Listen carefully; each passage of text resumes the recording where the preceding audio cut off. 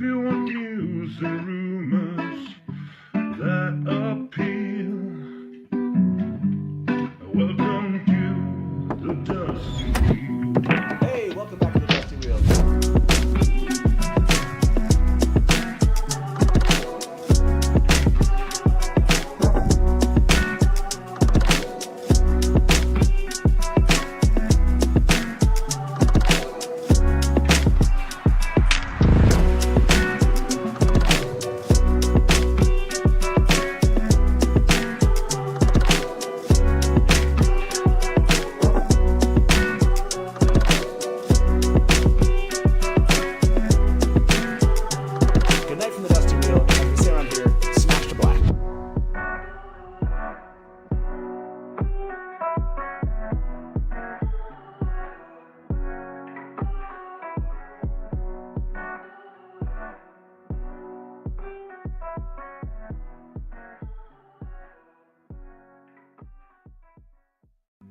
If you want news and rumors that appeal, welcome to the Dusty Wheel. Hey, welcome back to the Dusty Wheel.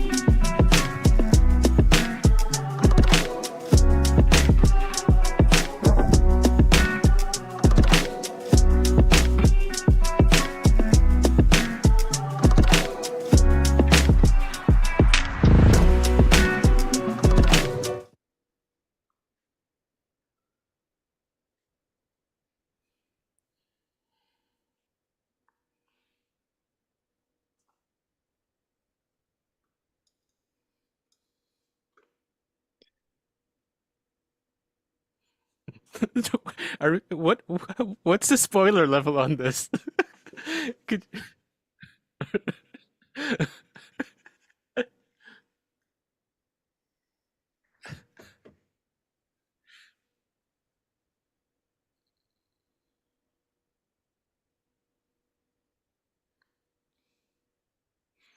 can they hear us?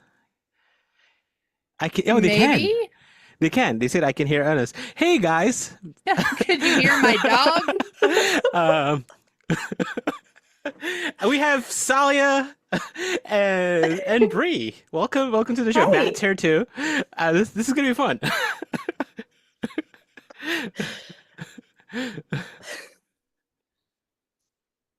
Oh, there you go. Um, so hey, while Matt figures this out, we're like, Matt changed this like I don't know, like a few times, but we're doing our first look theories, and this goes back to the teaser, to the 10 images, and maybe other stuff Rafe has said and other people have said. And there's like something new that I saw that I didn't really look into, but didn't like Sharon Gillam say anything? Like on Instagram just now Yes, about yes, Sharon. okay, yes. So we'll talk about that. Everyone Yes. but Matt. That's what everyone's saying. Um, let me keep take a okay. Yeah, no, of course. Um, I'm like kind of covered by spoilers. So my face contains spoilers maybe. But yeah, thank you both for joining us, kind of impromptu live stream. Actually, no, this was something that we've been like planning to do every day since Wednesday, and then it like happened on our regular timing, so kind of worked out. All right. The title of our stream today is like Lanfear or something, isn't it? So I guess we have to start with Lanfear. That's how this What is when gonna Matt work. can't say anything, we're gonna Actually, do let's Lanfear. not talk about Lanfear. Let's just get the Lanfear out. So quickly, do we have any Lanfear theories? No. Okay. All right. Next picture. Um, Matt just needs a whiteboard. I like that. Anina, that's good. Matt, why don't you call in on You want me your to call? phone? You want me to call in now? I'm pretty sure they Yeah, can hear. that would They be can- funny. That No, like, they can hear me now. I'm pretty sure. So oh, okay. we'll All see. right. I just saw what the setting was, and I was like, oh, look, I didn't even have to contact Taylor for this. So Yes, Yeah. they can. You can. Yeah. There you go. There you go. look, by the way, no call to Taylor. I figured it out. Thank you for it's been a while since we've had like an audio issue. So yeah, I can't remember what you were saying because I was too busy, fixing the audio. But That's fine. what I heard was we're going to actually talk about Lanfear. Is that what I heard? No, we said we were going Yes, to talk about Lanfear absolutely. while you're muted. And then That would have be been like, so "Done." rude. I would have felt obligated to have posted images to the screen in that case, and that would have been lame. I would have been upset. But so yeah, let's. Do you mind if we start with? Anyone mind if we start? I don't care. Okay, yeah, let's start with this image. Let's remind everybody, Innkeeper, what episode is this image from? Oh, good. I was actually looking at that. Episode 1. It is episode 1, but Episode 1. You Yeah. want to talk timestamps, right? So, So yes, this one, the exact timestamp would be awesome. So we did go back. If you were here for the breakdown that we did, we started talking about whether or not these were timestamps, and I think it was later. Was it Bane and Chiad that mentioned actually they do have timestamps? Or yeah, anyways, there's like some numbers, but they don't make sense for all of them. So I'm gonna send you this this picture that I think you can share to just give a sense of what we're talking about. Okay. Yeah, let's do That it. way, where is it? Desktop? Yeah, there it is. Okay, you should see it in your messages to ourselves, to the Dusty Wheel. Cool. Oh Yeah, yeah, so and- I can show that. I can share that one. Yeah, I think so. Okay. This is basically kind of how they look. So it says W off T. Wheel Time season 3, the FGUT. Someone can maybe come up with something, but there is a difference because if you look at other than the first one that has FG, the rest of the FG come with these certain other numbers. Okay, I see. And then the UT come with what looks like dates. So the 230928 is, if you look at and that's to the 28th of September 2023. The one above that, 240212, is February 12th, 24. That kind of makes sense, I think, because that was around the time they were in South Africa. Then when the 14th of March 2024, the Ayoola Waste makes sense. They were in South Africa. And then the one above that, 230811. So those 4 seem like dates on when it was filmed. Gotcha. The ones below, the one at the top has nothing. So I don't know, maybe 50. It's the last, I don't know, like the last 10 minutes. Is that maybe what it is? I don't know. But the ones at the bottom, you could almost make it seem like it's the first 2 are hours. Gotcha. And then minutes. Then seconds, and milliseconds. Okay. Does that make so- sense? So yeah, so it that so the one that's 302, that's the Morghese Elida. That's the 6-minute 26-second. The one below that, I think, is the Rand. No, that's. The one below that's based the on- Ayoola. Yeah. Yeah, it's the Ayoola one. Ayoola Waste, and then it's the Rand and Land one. After that, the 302. Right. And so it looks like we have timestamps at least for 1, 2, 3, 4, 5 of them. Yeah, and most of them are from the first 2 episodes. Okay. So the Lanfear, by the way, is 3rd from the top here. So Lanfear would be 27 minutes into the episode. Right. And the reason why we kind of believe this, it has to do with the last one down here. You can't really tell maybe in the thumbnail, but it's the one with Swan. And it's where Swan's channeling, and we connect that one directly to the episode release that they did in Brazil.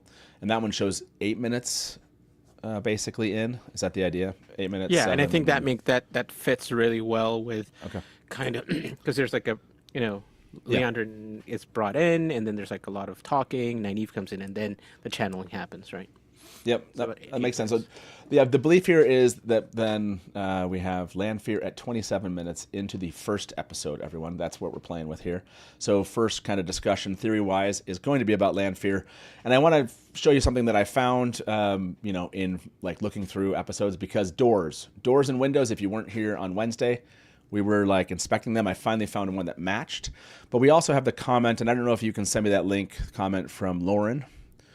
Lauren on Blue Sky. Can you send me that link to our chat? So welcome everybody. And the poll we had was the thumbnail.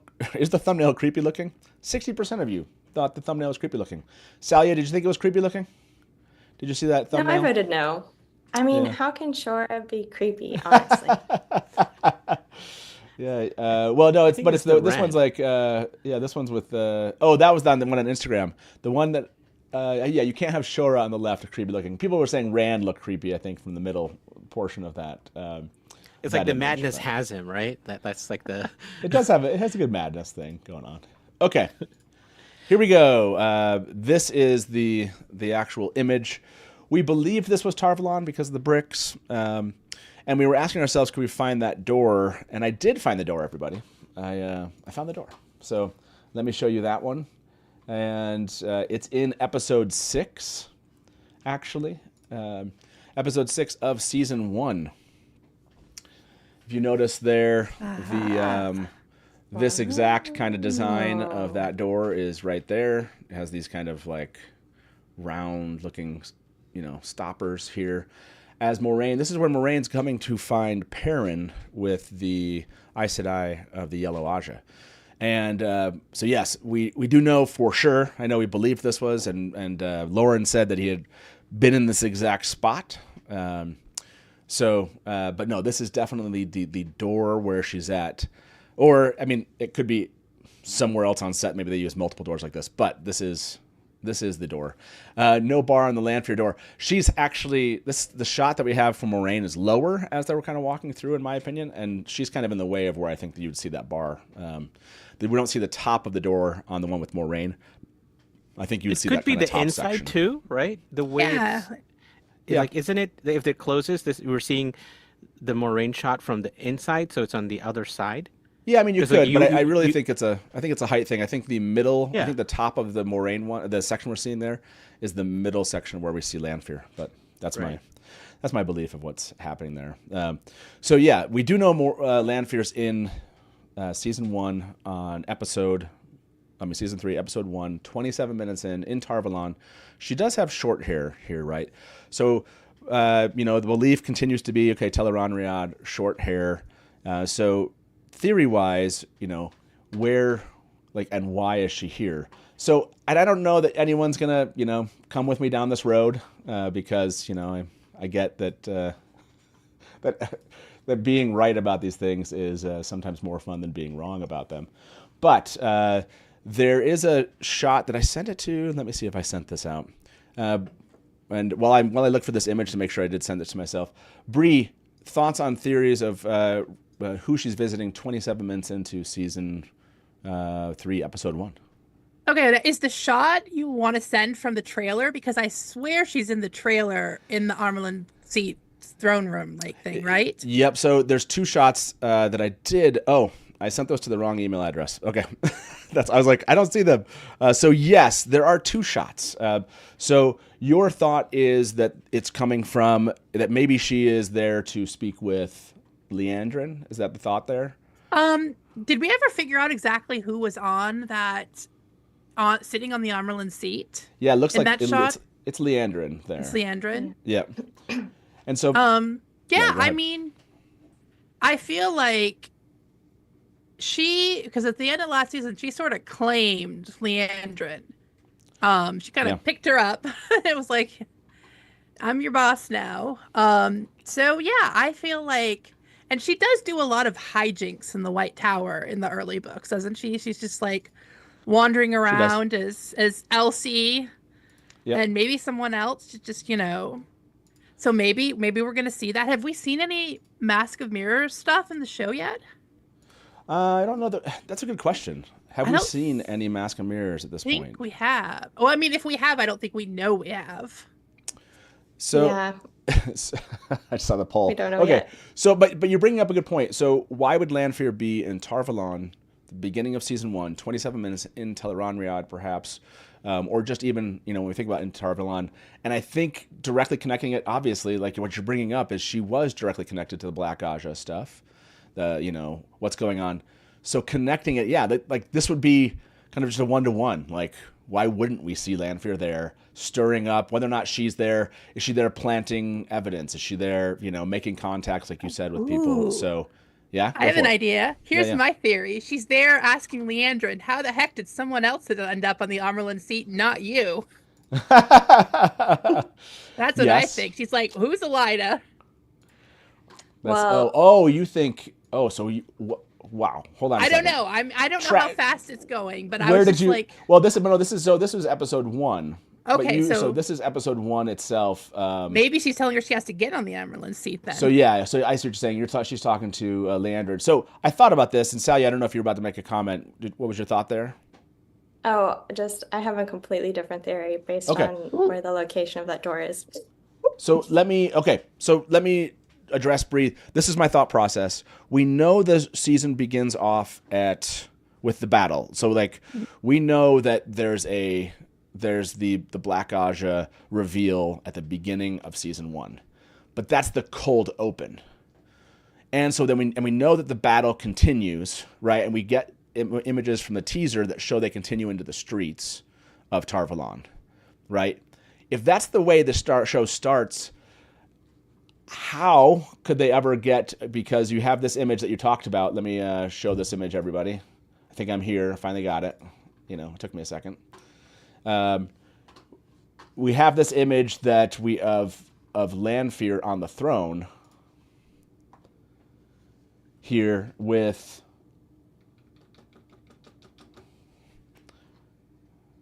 Let's see.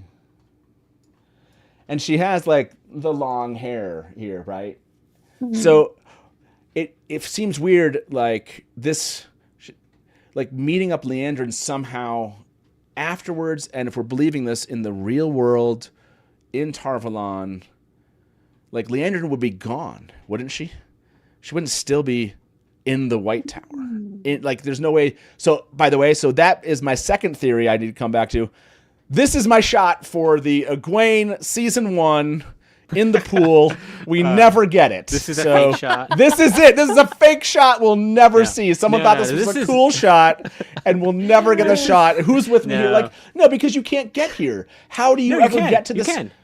How do you think you get to this? This is them telling us the people who think the short hair theory is Tar. You're wrong.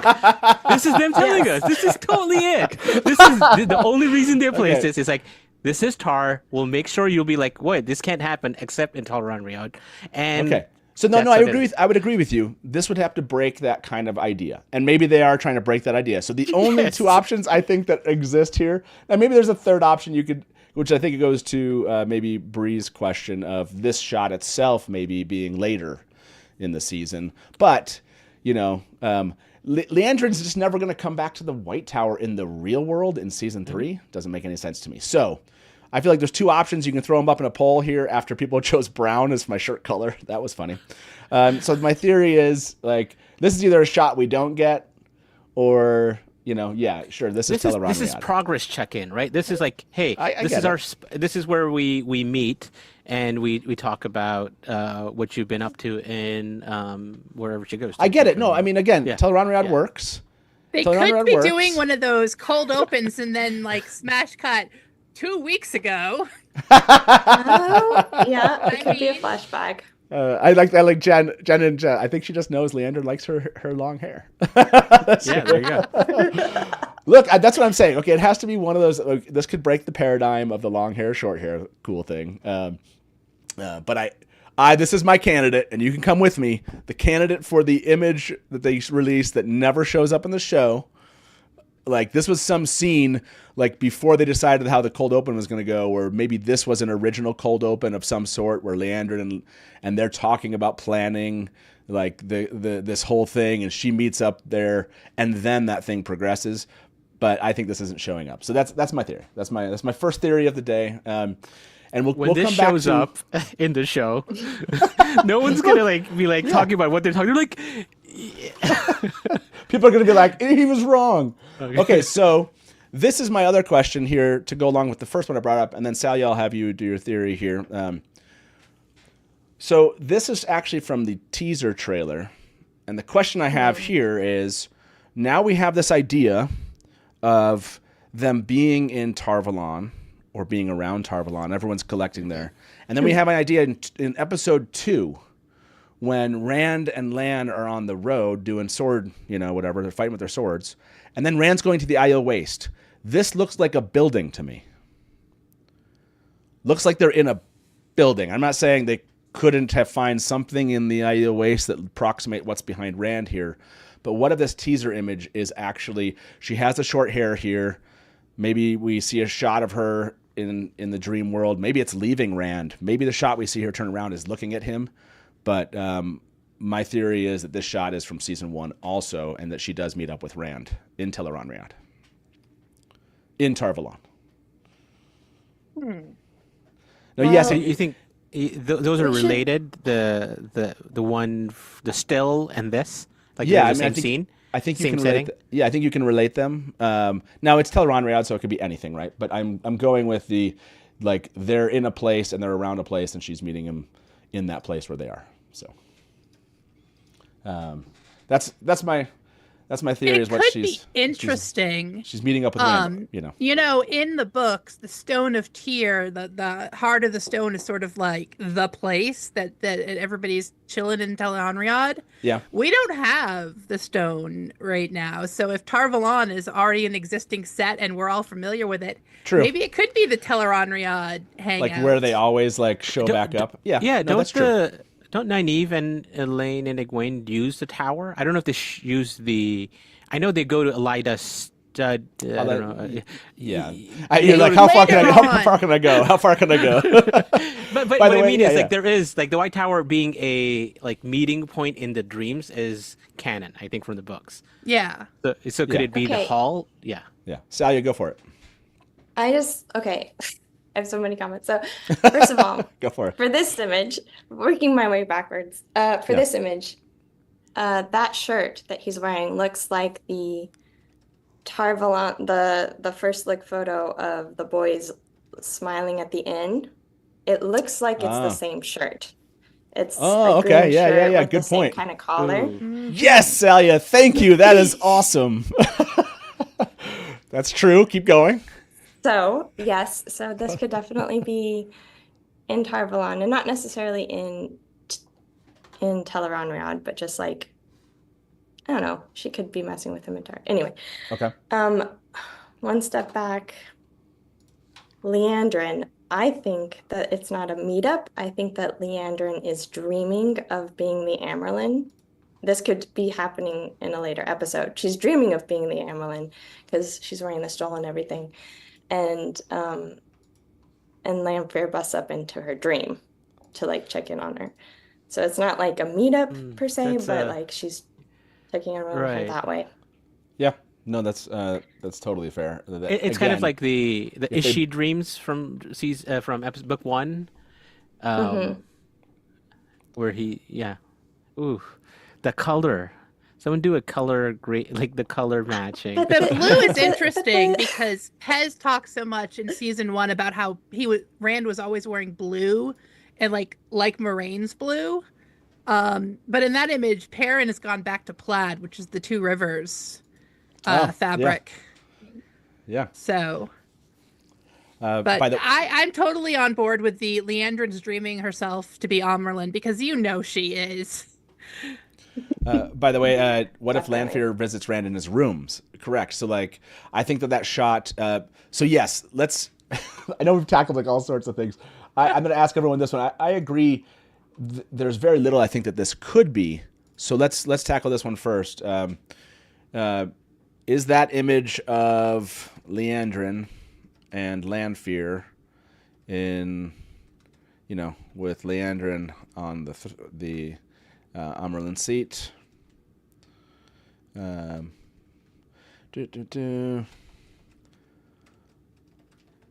In Tel'aran'rhiod, or is this, or I'll just say, is it in Tel'aran'rhiod? I'll say yes, no, we'll never see this in the show, or we'll say no, something else. Is this image of Lanfear and Liandrin in the Hall of the Tower? Happening in Tar. Sorry, everybody. You gotta get the polling right here. There you go. Okay, so we're gonna come off of this one. I have another. Can you bring up the Leandrin still again? Oh, which one? The one with Lanfear? Yeah, no. Oh, sorry, not the Lanfear. The Lanfear still from the first 10. Oh, yeah. Okay. Yeah. Can you bring that up? And I sent you something, and I want us to. I sent you. Is that? Are these clothes the same?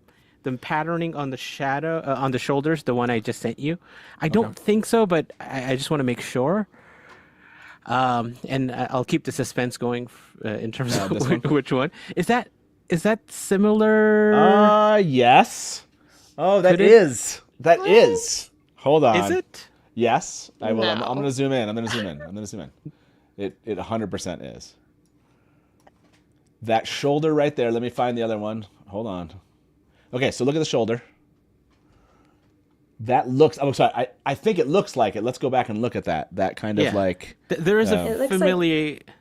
Yeah. It looks like a wing kind of pattern. Oh, you're right. No.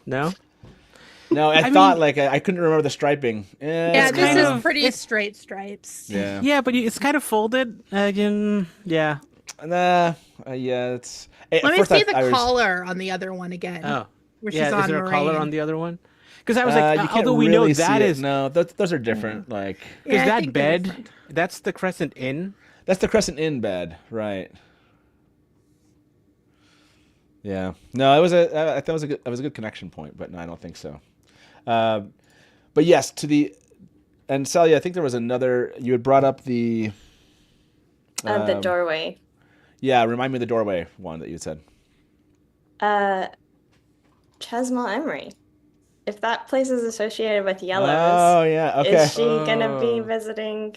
Like 'cause that. nobody knows about Chesmal that we know of. Okay. If Nynaeve is gonna be outing anybody, it's just gonna be Leandrin. Well, see, but it goes back to that. Like that's true. Like if you're basically saying if she doesn't get outed in the Black Aja, whatever happens at the beginning. Because who does anybody know is Black Aja except Leandrin? Leandrin's the only one that they have shown as black up to this point. So, yeah, I'm thinking that the whole Black Aja fleeing is just going to be Leandrin, basically. So who is among the yellow? Because Chesmal, she's in the yellow? I can't remember anymore. Is Chesmal? Yes. Okay. I will always remember because of Rafe having that meltdown. Oh yeah. That's right. Yeah. Just pick. Where it's like you go pick any yellow Aja. That's right. You can't just pick any random. Yeah. That's right. I was like, for some reason, I was connecting her to red for some strange reason in the moment, but maybe not too strange. But yes, her visiting Chesmal. So maybe Chesmal doesn't, again, because we know that all the Black Aja don't leave just because, some, do here. So yes, maybe Chesmal. I think that's a good theory. By the way, the first theory we posed up there is the image of Leandrin and Lanfear in the Hall of Tower happening in Tel'aran'rhiod. 60% of you, almost about 100 of you have voted on this. 60% of you are at the yes. Only 15% of you are no, we'll never see this in the show. So just hold on to that 15%. We're going to be right. We're going to be right about that. All right, I sent you another clothes comparison that you could bring up. So Sorry, go theory, Lanfear is visiting Chesmal Emery in episode 1. And we know Geekieri has found something in like a picture of a casting something that's spelt. You could see the letters Hesmal and not the first letter. That's how much we know about someone named Chesmal. possibly Chesmal is in the show. Yeah. Okay, there's the theory. I like it. My theory on that was that she's actually, not that she can't meet, and this goes back to Bree, what you were saying, Lanfear's playing basically her Dragon Reborn role here in the White Tower. She visits a lot of people, and Rand, I can see Chesmal, I think there's a mix of possibilities of who she visits, and seeing that connection to the Yellow Aja, that's a great one, Salya. I like that. So, anything else to go along with the theories related to that image with Lanfear? Now that we know for sure it's in the White Tower, And now we know we've connected it potentially to the, going to see the Yellow Aja and their quarters. And then the Leandrin shot in the White Tower. Yeah, go for it with Lanfear. I sent you this other picture to kind of compare what clothing this might be. If you can zoom into that collar / shoulder. I like this is a dramatic image, everyone. But doesn't it look like the shoulders? Like, is that the or is that striping? just No? Yeah, I don't think you can see the striping there. And the other one is this is White Tower, and the other one's in like the Crescent Inn. So right. Why but aren't could we this? trying to But no. But match could this be the White outfit, Tower too? one? Is this because her hair is short, and could this be the one that she's wearing in the still? I don't think so. It's way too Yeah. dark. Oh, I see what you're saying. Okay, so you're saying just Yeah. in the still, like she's on her way. This is what happens. Okay, this is okay. Yeah, let me. Although this is likely visions and later, but it just could it be? No, it does seem like that collar's too. It's possible. Yeah, I was respectfully staring at the very deep cut on that other one. There was definitely no neck coverage. Oh, right. It doesn't come around. You would probably. It feels like you would see that in that shot. Or a Yeah. big collar type thing that's there. Yeah. Yeah. Okay. But Oh, can we- why can did we I just match it? notice the? Did we notice that I just didn't look down at the sword there in her hand? I don't know that I zoomed into her hand there, and I see that dagger. I'm sure we talked about it before. So, yeah. What were you saying, Salya? Were you saying something? What about the image with Rand? Can we match what she's wearing in that doorway with? It doesn't. I don't think we have a good shot of what she's actually wearing in that one. I didn't think it showed it, but I could be wrong. But there's a moment in the teaser when you see her face, not Rand's face, Yeah. There there's- is. like It's true. like very zoomed smelling in. his I'm neck looking or at it right now. something. Okay. Yeah, it's very zoomed in. All you see is her face. That's it. But I mean, Okay. I think it was this mentioned. This is what Dana Lou said. This could be in his room. There's a lot of light coming in there. I think it could be in the inn, if you will, the room. I think this, but it could be happening in Tar Valon. So to Bree's point, this could be the place they all go back to. So let me go look at the last theory about 75 even more. It's Land theory. Lanfear is visiting Chesmo Emery in episode 1. Do you agree? This one only getting 46% of the love at this point. I voted for it. I'm chaotic. I'll vote against myself. The theory being Thank that we'll put theory Tar Valon is the kind of like the meeting spot. Similar to what do we want to associate it with the Heart of the Stone. the Heart of the Stone. Yeah.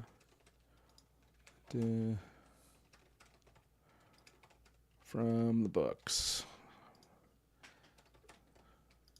We'll just say, we'll just say that Tar Valon is the show's meeting, Teleron Riad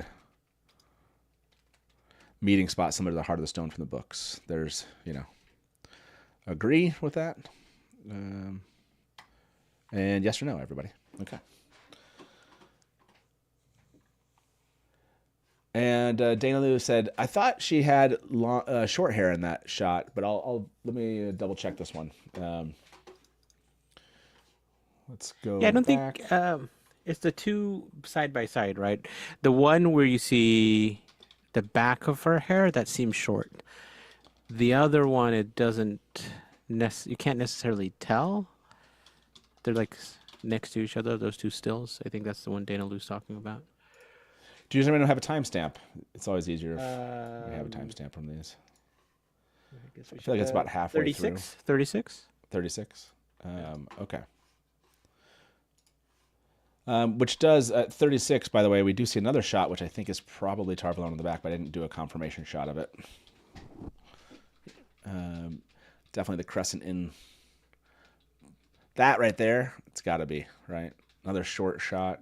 I'm trying to whose do head is hair that? logic in my head because, like, Oh, if She has the earring. Yeah. Ooh, Yeah. yeah, But it looks like a different time. The person, I just noticed that the person she's That turning hair away looks from different. has long brown hair. Doesn't make sense. That looks like short curly hair, and this one looks like long hair, straight hair. I mean, those. It doesn't make sense that they're not the same, but I just, maybe it's curly and it's just really close in. Yeah, I mean, this could definitely be his room. I mean, this would make sense to be happening in his room, similar to Crescent Inn moment here. And again, yes, this could be Tel'aran'rhiod at a different time, but yeah.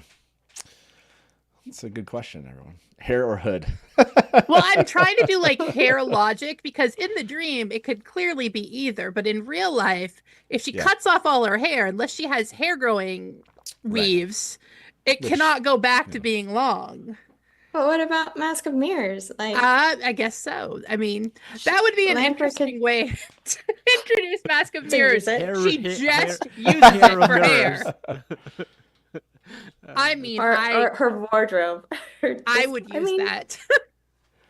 Okay, it's so funny because now I have to like go stare. By the way, I love that this has turned into the first 40 minutes is just all about Lanfear. That's what it deserved, everyone. That's what it deserved. Is it 3 that? Not to remind myself. Oh yeah, I mean, yeah. The other side, you're right, does look like, but it looks like her hair could have fallen forward potentially. She could also have asymmetrical hair stuff going on. Yeah. That's another thing I think one of the costume designers mentioned in one of the seasons, that they do a lot of asymmetrical stuff because the world is unbalanced in this thing. AR-384. It's just layers, guys. Right. I like this. Short hair in Tel'aran'rhiod, long hair in Moiraine's visions.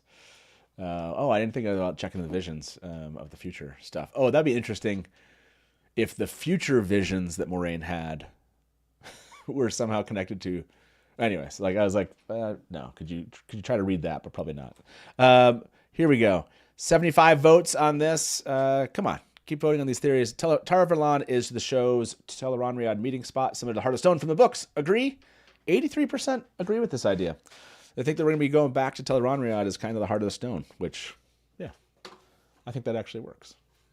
Okay, so, yes, I'm kind of directing these first two because I made images related to these first breakdowns. So we're going to move on from this, but a question came up, and I want to ask you all if this worked out or not. A question came up, if you notice, this candle down here, and it looks like a candle sitting maybe on a chair of some table, maybe this thing leaning against the wall. Is that a chair? Is it not? Is it like, what is it sitting on? Because that doesn't look like it's the ground. It's sitting on something there. So the question I have is this the same room? And I made some images so you can tell me if you think. And I had to flip the image, everyone. I had to flip the image. Or do you think this is like some like wooden thing sitting against a wall? It's not a chair, kind of, or related to the table at all. But anyways, I was playing around with like maybe the height of this thing, and does it fit with that? This is kind of, again, reverse, so you see the room from the other direction, or not. I or can these get two on different board places. with the chair theory. Are we? Is this Avilayne happening in the same room, or a different place, and these are totally two unrelated? If it is happening in the same room, those tables are right? low down. Oh, we do have timestamps for those two, don't we? So yeah, give us the timestamps, Innkeeper. Okay. You're like, Salya, I'm here with the timestamps. So, Salya, why didn't you complete your thought while I grab that? Oh, okay. Just if this is happening in the same room, then looking at the table behind Avilayne, it looks like the tables are really low down, like more like coffee tables.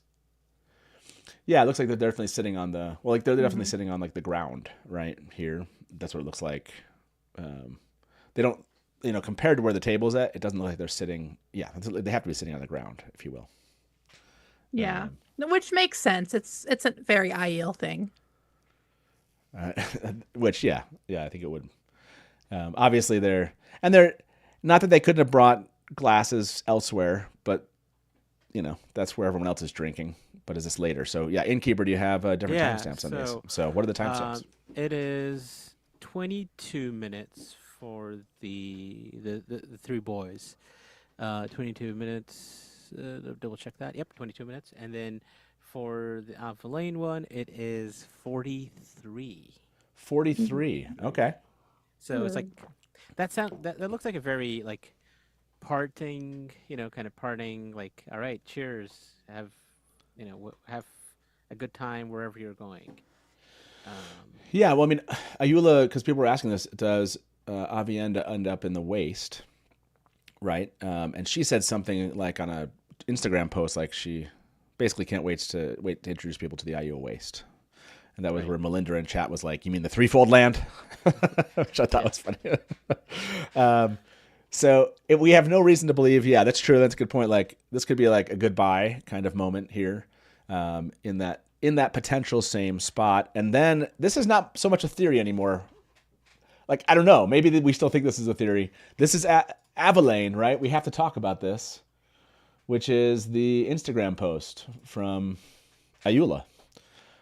So Ayoola said, very, very excited to bring the Ayoola waste into everybody's lives. This is that post. And then Critter said, what are your thoughts on the Avilayne ship? Did you play this scene with it in mind? And Ayoola did this. I don't know, like I need to like zoom into... Yeah, the winky face and the Yeah, it's like, how do I should have like gotten a close-up. Yeah, little winky face and a kind of emoji. So... so we're going to start here theory-wise, like, is this confirmation of Avilayne? Yes or no?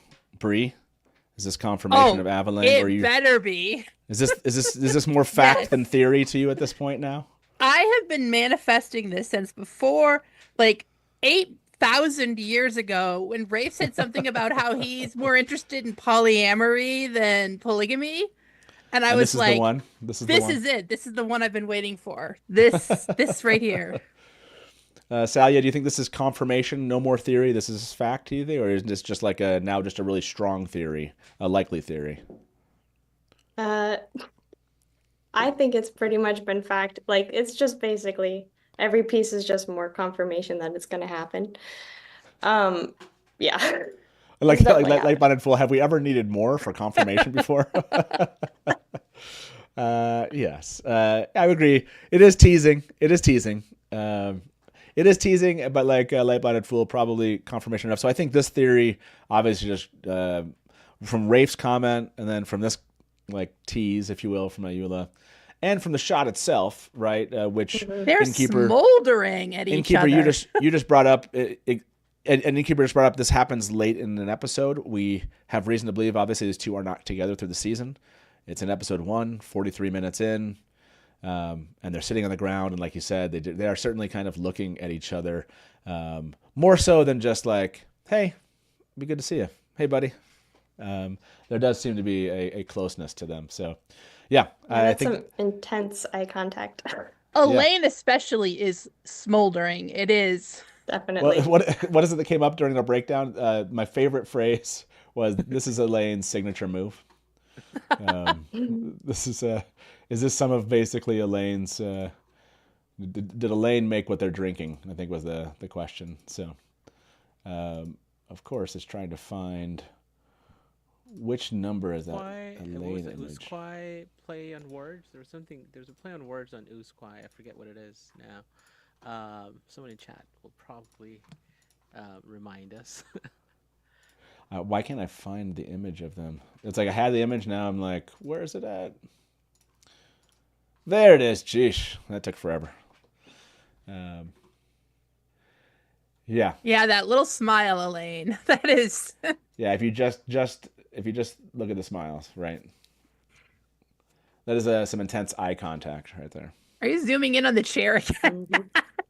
And look at the chair. That's like the chair. The chair means. I did look around. I was hoping for the chair. Like I should have lightened that up back there. Oh, I still have time to do that. So, yeah, no. I think the chair knows what's up. Hybrid Havoc. 75 more votes. It's this confirmation of Avilayne. I think this is pretty strong theory. And I'm going to say 80%, 80-20 on this one. So, but yeah, I think that again is like, are they together? Are they in the same space? We're going to see more of that, that location that we see Rand and Matt in. Okay. So there was one theory I thought would be fun to jump to next. Innkeeper, you tell me. Do you want to jump to Thom? I mean, the Matt Thom, right? Yeah. Yeah. I feel like we have to jump to Matt Thom. Yeah, of course. Okay. So that one, everyone is like, what? What are you talking about? There was Thom? Thom was there. So we did. So what's so funny about this is we did brought talk it up. about this. Did you bring a link? Do you have Kevin's thing from Blue Sky? Yes. You send me that link. Yeah. So if you all remember this is the shot with Matt, at least in something better than what he was wearing in the season 1. It's so different than what he's got before too. Yeah. And there was that last cleaner. There's this identification of a guitar right here. And so I don't think that they are, like, the theory to me can't be, I don't think they're staring at the person, because the belief is that somebody's maybe to this person's left. Although it's really interesting how it's sitting. You need to... Because it's like almost sitting... Hold on. Oh, yeah. That's just got to be his arm. I was like, that looks a lot like Lanfear's thing. Okay. I'm good. I'm back, everybody. Wait, this person's Lanfear? Is that what you're saying? So you have his... I gave you 2. There's the hair one and the guitar one. Okay. Yeah. So we had talked the guitar, and then the hair one. Who found the hair? Wasn't that the hair? I feel like Perrin Bondsmith? Fallen. Yeah, like do you have the original on that one or no? Or did you? Let me find it. Yeah. By the way, I'll show you this one while we're looking for the original note. I love how you. My favorite part about this is how you you pointed. It's just like this arrow to the. I'm like, That's look a at very this. distinctive bit of hair. I know, like that. I have the kind of same amount of hair. I think so. I'm like, that's how it curls. I know which hair that is. I just love that you're like. I just love that you're pointing at the. You're like, this is the curl that is seen right here. Now, very well, this could just be the hair of the guy that we're looking at, who is, but that's not fun to theorize. So No. the question is that hair, and is Thom in this scene? And that's the question on the table here. Salya, I'll show the other one. Absolutely. The guitar is. I feel like the guitar is the this one right here. So, as people often say, they might just be using the same guitar, like as a prop for another scene. I mean, those strings look wrapped differently to me. Oh, do they to you? Yeah, because these ones are all going down the middle, and this one's going down and around and then down again. Oh, this one. Oh, yeah. So it's. Oh, you're right. This one's wrapped differently. You're right. Because it wraps around to the right side. Good point, Bree. My pattern recognition. No, so if you look at the theory, we got someone who's like an expert in. I think it's maybe not in this. If you go back to. Is it Kevin's? Yeah, I think I sent you. Yeah, you're gonna have to. Oh, credit to. Yes, it's I think Fallen Blacksmith. Yeah. Yeah. Good job. And yes, there. So if you play that, and then if you look at some of the comments by Daniel Roman, who is a guitarist, I think it's if you. Okay, I guess it could be. So. This one, from a mechanical perspective, this thing, the second string down B strung the opposite way, isn't anything notable. It will play either way, but it's typically favorable to string guitars on the other way because it creates better spacing between the strings and the tuning peg below it. But having a mismatch of string direction is weird, usually one way or the other. You just string them all in the same direction. So my guess is the show did it for a weird fantasy aesthetic. Something broke on the instrument that required it to be strung in this odd way. Or the person stringing it is less experienced than a Thom and wouldn't know how to string it properly. Or they're so inexperienced that they don't care and string it weird to add to their stage presence, which doesn't sound like a certain Cleveland style now that I think about it. Or he was drunk. I'm going with that. Or he was drunk when he was stringing it. That's pretty fun.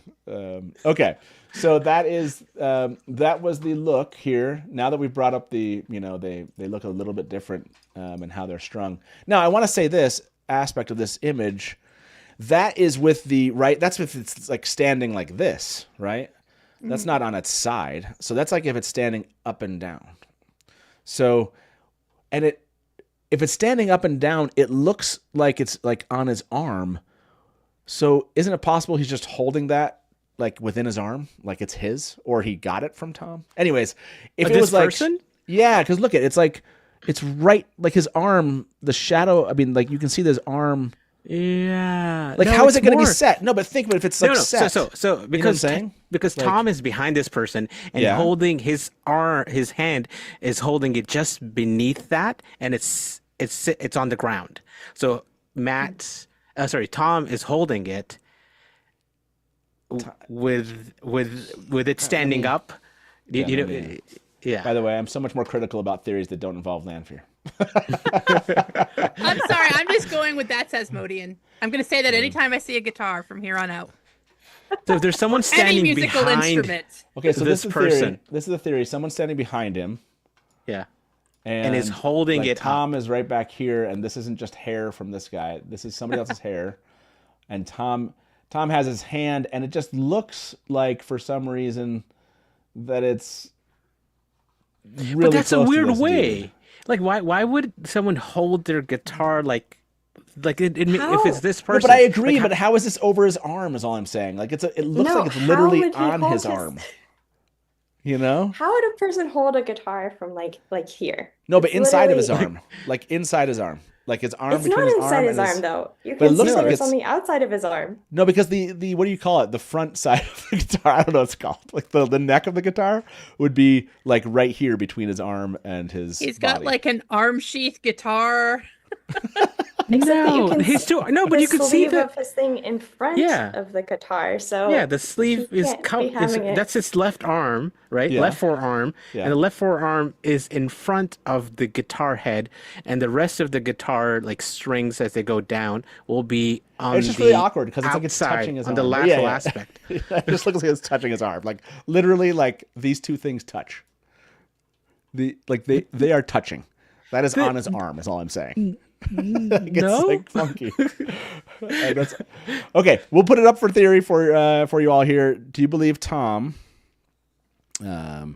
Theory. Dana Lou's like the headsuck is clearly behind. Thom is standing to the side of Julian, Asmodean. It's both Ellen and Luca. I've heard Belle and Luca. It's all three of them. Of this guy, Luca. Oh no, because that isn't part of the theory. This guy holding his guitar. Okay. Do you agree? Okay. Here we go. Yes or no? Yeah. And then, do you want to? Now, I saw someone also say this. They said this looks like a cuff. Do you agree? This looks like a a cuff. Like, in other words, because they're tying this obviously to which we talked about, the Terangreal, like the what do you call it? The male Adam. Adam. And so I was like, while we're sitting here waiting for this answer, I was the only one thinking that like no one could be back there. Bane and Chad said it's definitely not being held or carried by the man in the foreground. Fine. The headstock is clearly behind the guy's arm. Okay, we're gonna see, everybody. And I know you're basing this on you've been right maybe more often than I have, and that's fine. And so yes, this is I agree. Metal cuff. It does look like it could be, but that's huge. It's also large. I can't remember what the the Shanshan ones look like now. Oh, they were big. They were like Yeah, it went like. Oh, that's true. That's right. That was like a now that you're. it's like a pointing out, it bracer, was. a wrist Yeah. bracer. Right. So, Yeah. but I don't believe do that this image shows that they're looking at the person to his side, though. Like some people had said that if Yeah, if you Thom was standing follow right here, I don't believe they're necessarily looking at him, but I don't think that they're staring at Thom. If you think this is Right. Thom, I don't Right, think right, it's right. Thom. There's these eyes don't like say they're speaking to like somebody that's facing maybe these people over here and has the guitar. It would look like they're looking past him and past Right. The whomever is to theory, his left. the theory for me is like there's two parters to this. Thom is part of this group. He's the fourth person staring off at whoever, and the reason they haven't showed Thom is because Tom's dead, right? Like they don't want to show us. So you think Tom's like part of their party right now? Yeah, and this guy's okay, just I like, gotcha. yeah, yeah, like Gotcha, he's yeah, you like think- he's there. They don't want to show him, so that's why this person, the Fomodian person, is being like given a lot of like Fomodian, so much I like attention. that. But Sounds like heartburn it's just- medicine. It's basically it's a Thom. It's hiding Thom. That's the biggest thing. This person. I'm calling him Hatmodian. The biggest Yeah, I thing saw this that one. person will do in the show is hide Thom in the cell. Okay. I mean, that Okay. is a good point. As far as non-readers know, he died in season 1. Yeah, no, it makes sense why they wouldn't show him here. I didn't even think that people are. I like the theory that they're all together, that Tom's with them, and they're all looking past this guy because something's happening, maybe some commotion of some sort. I think somebody mentioned Elaine. Maybe they're all staring at Elaine. Elaine's walking a tightrope. Yeah, exactly. Okay, so I'm going to go look at the theory. You guys here, 77 of you have voted so far in the last 3 minutes. And Thom is standing to the side of this guy holding his guitar. Do you agree? 60%. It's a 60-40 kind of thing. People aren't still on it. Now, So, did yeah. you? Let Do you me remember? ask if this is the sad bracelet here. Yeah. The next one is theory.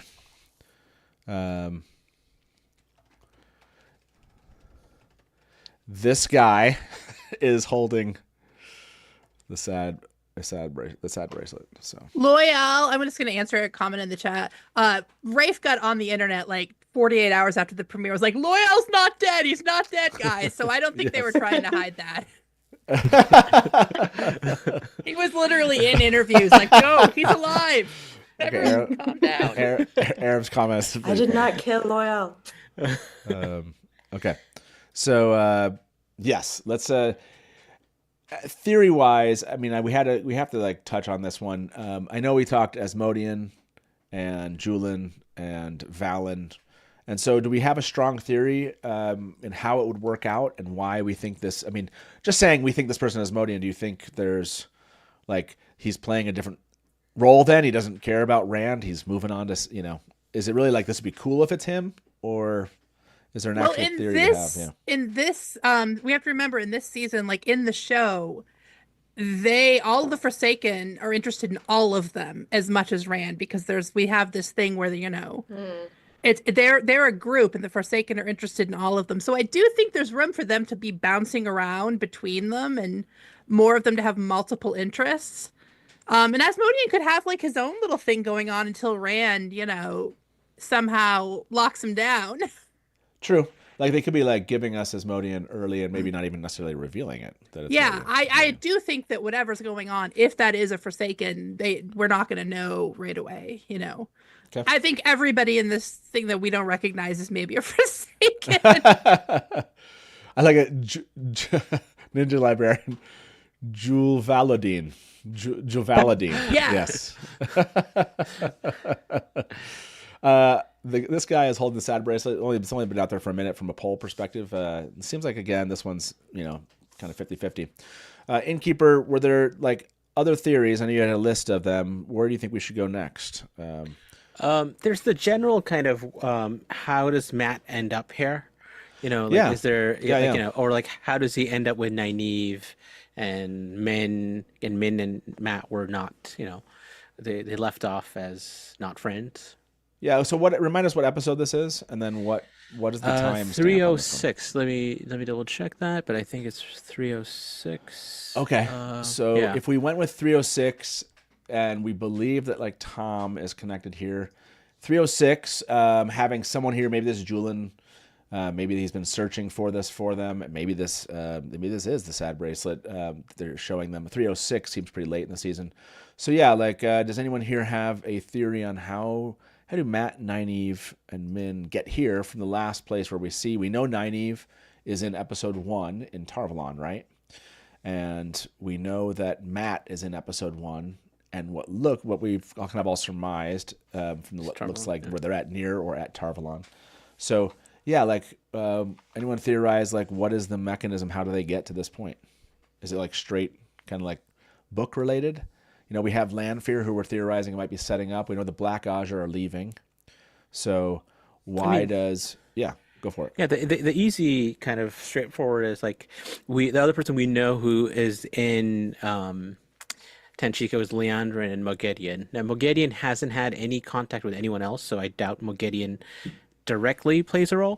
But Liandrin had Min and Matt captured together. So basically there is a Leandrin, right. Like there's an direct antagonism that's happening there. And the same thing with Nynaeve, right? Like she basically gave Nynaeve to the Shanshan. So all of these, this is the Leandrin, like this is the Leandrin task force.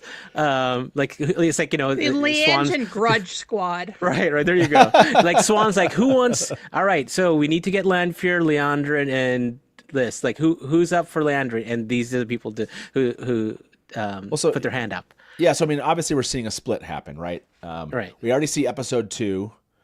In episode 2, we know that Egwene, Moiraine, and Rand, they're gone, and they're on their way to the Isle Waste, obviously. Yeah. So they're out. So there's a split happening. So what is it you're saying happens to Matt at that split? What do you want to show this? I'll throw this in here. This is a funny one from, I think it was. And where did we see Min? Where did we see Min last in the season 2? Does anyone remember? Caemlyn. It's Caemlyn, right? Okay. Yeah. So the belief is that Min comes back, like meets them there, somehow meets up. You're sending me like a theory that you. Yeah, no, just this is more for like what can Matt do on the table. What's that? Yeah, the audition scripts on the table? Yeah, because wasn't there one with Min and Elida? Or did I forget? Did I imagine there is that? an Elida one? It is because they were talking You're right. about Yeah.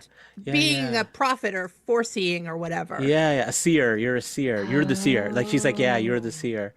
So she has to be in Tar Valon. Oh, so there's so Min. Okay, so Min, Tar Valon. Nynaeve we know is already in Tar Valon. Matt we know technically is in Tar Valon. So, yeah. I think it makes sense since they make a big deal about the Aes Sedai knowing about Min, that when they were heading out of Dodge, they swept her up somehow. And especially if Liandrin hasn't been revealed yet, which clearly she's going to make it back to the tower before she is.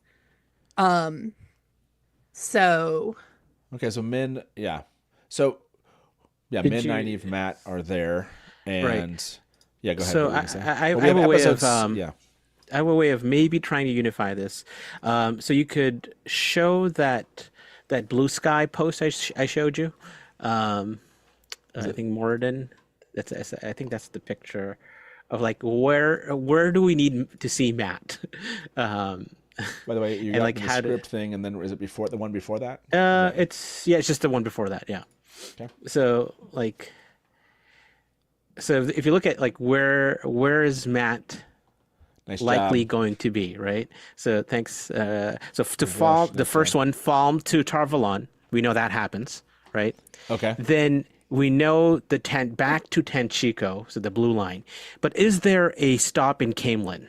Okay. right. So the stop in Caemlyn, the way you built that in, because we know there are scenes, at least reported scenes by Watt series of Caemlyn, a castle of sorts with Morgaze, and they're in Caemlyn. I don't know if that's still stands to be true, but let's say that's there. So if Elida and Min are talking, is Min in Caemlyn, and that's where Matt and Min meet up, and then they go to Tanchico from there. So yeah, that's that's how I'm. We know Min is in Tar Valon, right? We don't. Oh, Elida. That's right. We know she's talking to Elida, there. so she could She's be. talking to Elida. So She's talking to Elida. So that could be in Caemlyn too, right? If Matt has to go to Caemlyn, or all of that, there's no Caemlyn. Everything happens in the White Tower. He overhears Lord Gabriel. If that's going to happen, that happens there.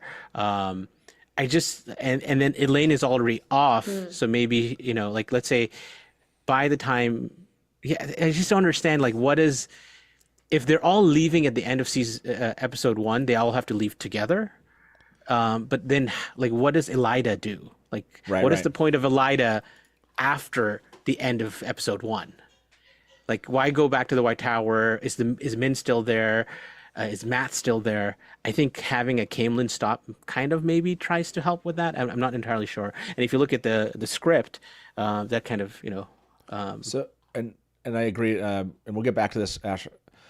Ashikova, I've seen a theory on Blue Sky that Matt and Min go to Tanchico to hunt. Yeah, they have a personal grudge against the grudge. What did you call it, Bree? Oh, it's like the Grudge Squad. The Grudge Squad. The Android Grudge Squad. So I yeah, have a question. Yeah. Sorry, go ahead. That scene in the teaser of Elaine putting on the crown. Have we figured out what that is, or could she be in Caemlyn doing that? Because that would be. No, that's another one we're going to be talking about here shortly. Yeah, Okay. That's Salya, your thoughts on this? The Min, Matt. Well, Nynaeve. From the first look images, we know that Elida is in Tar Valon in episode 2. And there's no way Elida is going back to Caemlyn once she reaches Tar Valon. Like, So there's no reason for her to do that. So, I feel like there is no Min Caemlyn. has to be in Tar Right. Valon. Yeah. It makes more sense for them to pick up Min in Tar Valon. Like you said, Liandrin basically knew where Min was being sent, and so actually found her and scooped her back up before she went back. And then maybe if Matt goes to Caemlyn, maybe that's where he meets up with Thom again. Okay. If he does do a Caemlyn stop, I mean, let's read this for maybe this first part. If spying on me is your intent, I suggest you practice more. You're the seer, yes. Men, all the talent you possess, and Swan uses you like a dog sniffing after a rabbit. It can be lonely knowing what's to come, seeing the future writ large in front of your very eyes. I too shoulder that burden, but I suspect my visions and my prophecies are far less frequent than yours. So that sounds what Tar Valon, right? Yeah, like that Like sounds swans, like Tar Valon, yeah. right? That Yeah. So it's like Elida gets there in episode 2. What we've seen sketched out from that image, Elida's there. Min makes her way back there. Min talks to Swan in some form or fashion. They have that, which is book. Like, that's what happens in the book, right? At least they have a chat. And supposedly she's tracking on Elida a little bit. And somehow she makes it back to, with Matt and with Nynaeve, and they make it back to, or they make it to Tanchico by episode, 306. Is this just a case where they just eventually leave? Do you think that they're actually like pushed out of the, like, is there like an inciting event for them to leave other than they had this happen? This brings back, sorry, I'm going to totally let you say it, but I don't know why I want this. Okay. This goes to something that Innkeeper and I were pushing. Inciting event. The Gray Man. So yes, so that's it. Okay, so inciting, because you need like an inciting event to like. That's. I mean, I guess you can just have them like leave now. Leandrin. Dang it, Bree! I keep on forgetting. What is the squad called? The Grudge Squad. The Grudge Squad. Leave now, Grudge Squad. I do think that Elaine's not with them, right? Because Elaine's off with Avienda at some point in this early episode. Well, this is No, episode that's 2. Episode this is 1. episode. Okay. Yeah, this one's happening This is in the episode start. 2. I have a Yeah, timestamp on this. this is like 6 minutes in. that Elaine? I believe it is, but No. Are but we there's Elaine and Elaine again? there's a lot of belief. Elaine. Yes, there was a whole lot of Elaine. There's not a lot of belief. There's not a lot of belief. I can't remember what it was, but yes, Like 20%. we need an inciting event, and you can take that from the, a bit from the Dragonborn. You had Lanfear hanging around Tar Valon in episode 1. You have the Black Aja leaving. Obviously, there's like some search for the Black Aja. So, like, is it like a gray man attack? Is it something else that like makes them leave? I guess that's because the question is, or is it just kind of like, yeah, we should go? I think there's a lot of room for Jess Swan seeing she's smart and seeing the writing on the wall that Elida's now here making moves, so she needs to get someone on this mission before she loses before she has to have her little fight. I feel like there's room for that. And just, Definitely. sending Nynaeve, because Nynaeve is at least great. It's a great man. Nynaeve's already done the test. And Matt and Min, they're Well, not she a pushes group. she pushes Egwene into the test like pretty much as soon as she gets back, right? Yeah. Because Well, that's true. like Yeah, Egwene You is. see Yeah, that that's image. episode 1, right? Episode 1, Egwene's in there. So yeah, it could be that they. This is the beginning of episode 2. Jen Ranstan said, "I also wonder if it's after Elida gets to the tower is when." Oh, it has to be, because Elida has that script. Well, assuming it goes with the script, because Min has to have time to have met with Swan, and then to have a conversation with Elida after Elida gets there, so they can't have left together before episode 2. So clearly there's some time where for Min to be in the White Tower with Elida there. And so the assumption is Min's going with them. I guess you could split them up, and seems unlikely, but you could split them up, right? And then inciting events. So something happens. And so basically the theory is that this is the book grudge squad. This is like a grudge squad going after Liandrin. Like, what does he have to gain from going after Liandrin? Well, we also have Matt, the protective guy. Also, Can we see that picture one more time? Because I know somebody mentioned the El Mendreda or whatever. No, the one of them. Because Min looks pretty dressed up in that picture to me.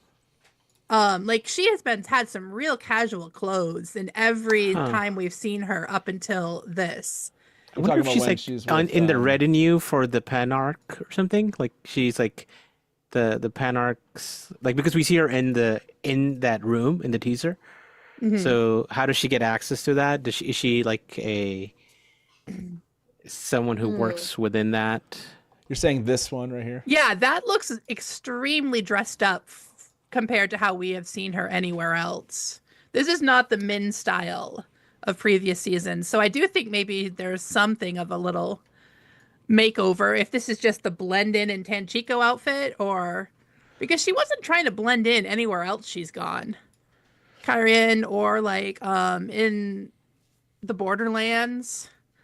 So she got kind of longer hair too. Kind of looks like it. Basically, you think she's trying to...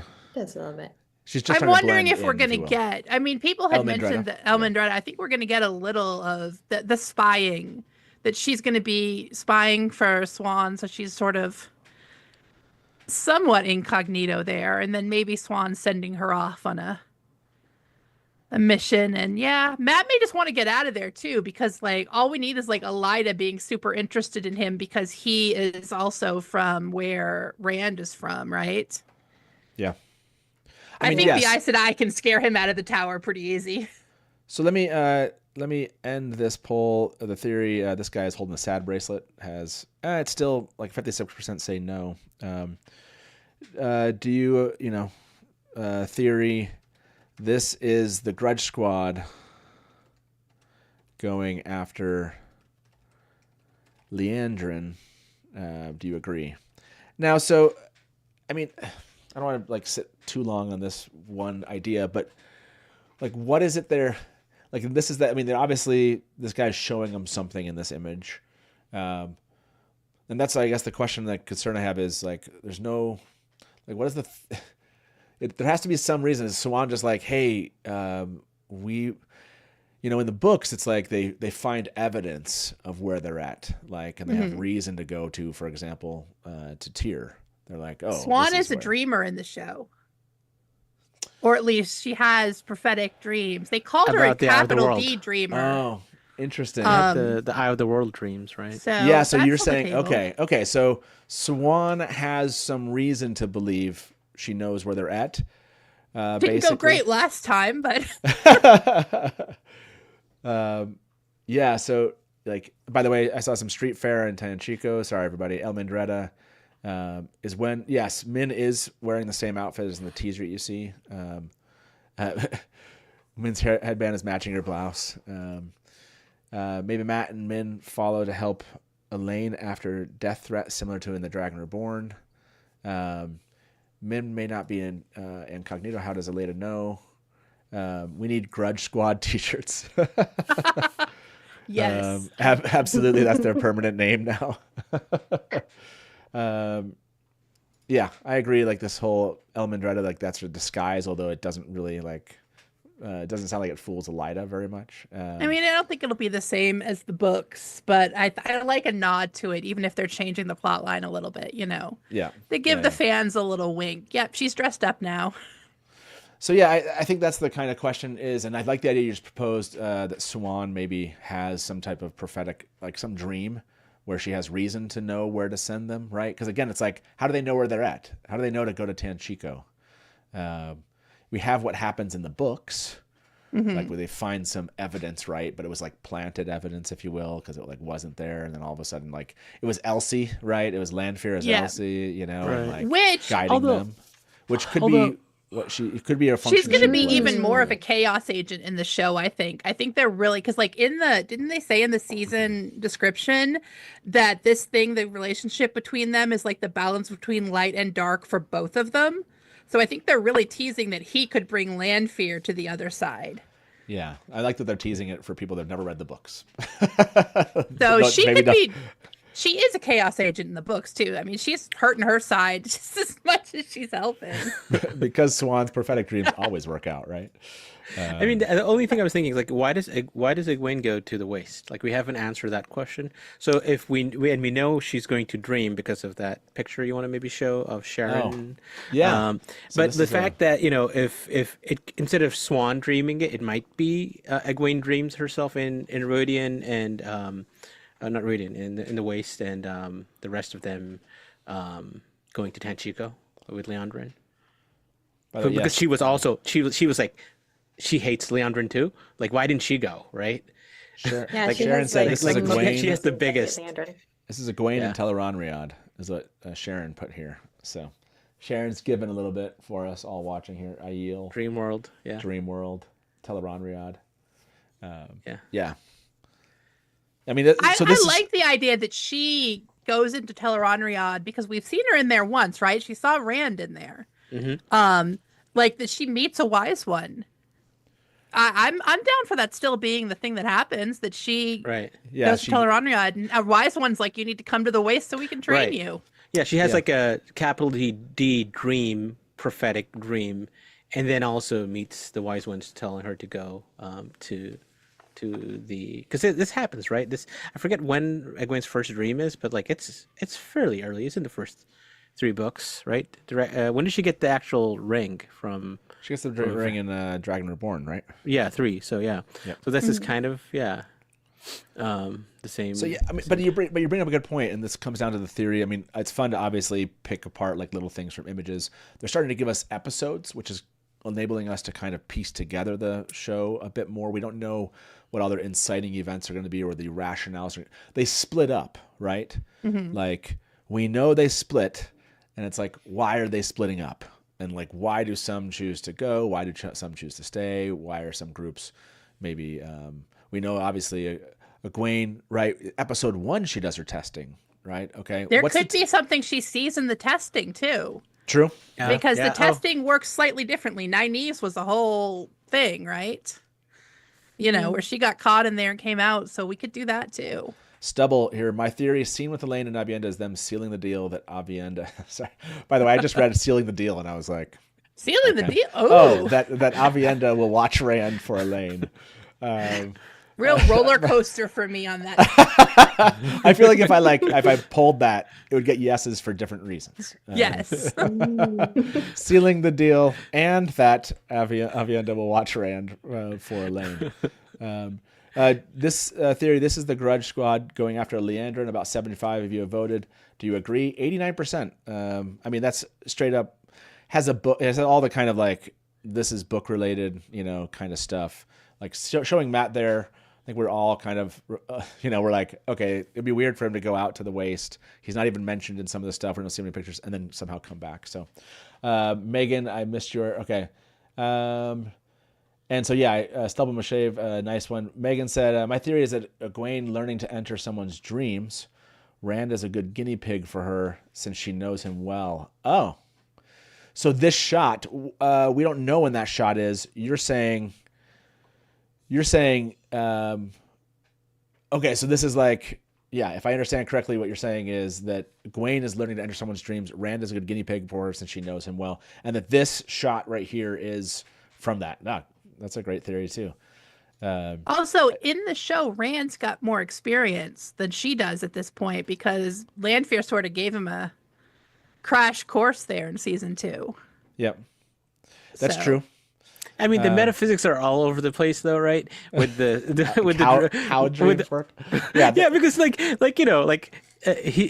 like, you can't go to sleep, and then he's like, as soon as he goes to sleep, like he's in like in the Lanfear. It's the Lanfear. It's the Rand alarm.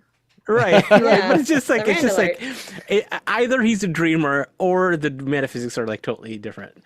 So even in the books, I think it took him a bit to nail him down. It did. So I think they've got some wiggle room.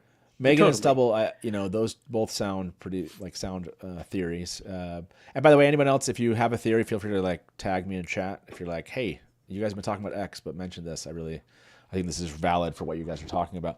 Yeah, and this comes down to we don't have as much. I'm guessing the trailer, when it does drop, will give us a lot more clarity to some of these theories. Let us kind of build out how we think they're doing them. But there's holes here that make it a lot sometimes more fun to kind of imagine how it happens, like the gray man thing. Maybe that's not the thing they use. Again, it is something that happens in the books, so it would make some sense whether or not that's an actual gray man in that image.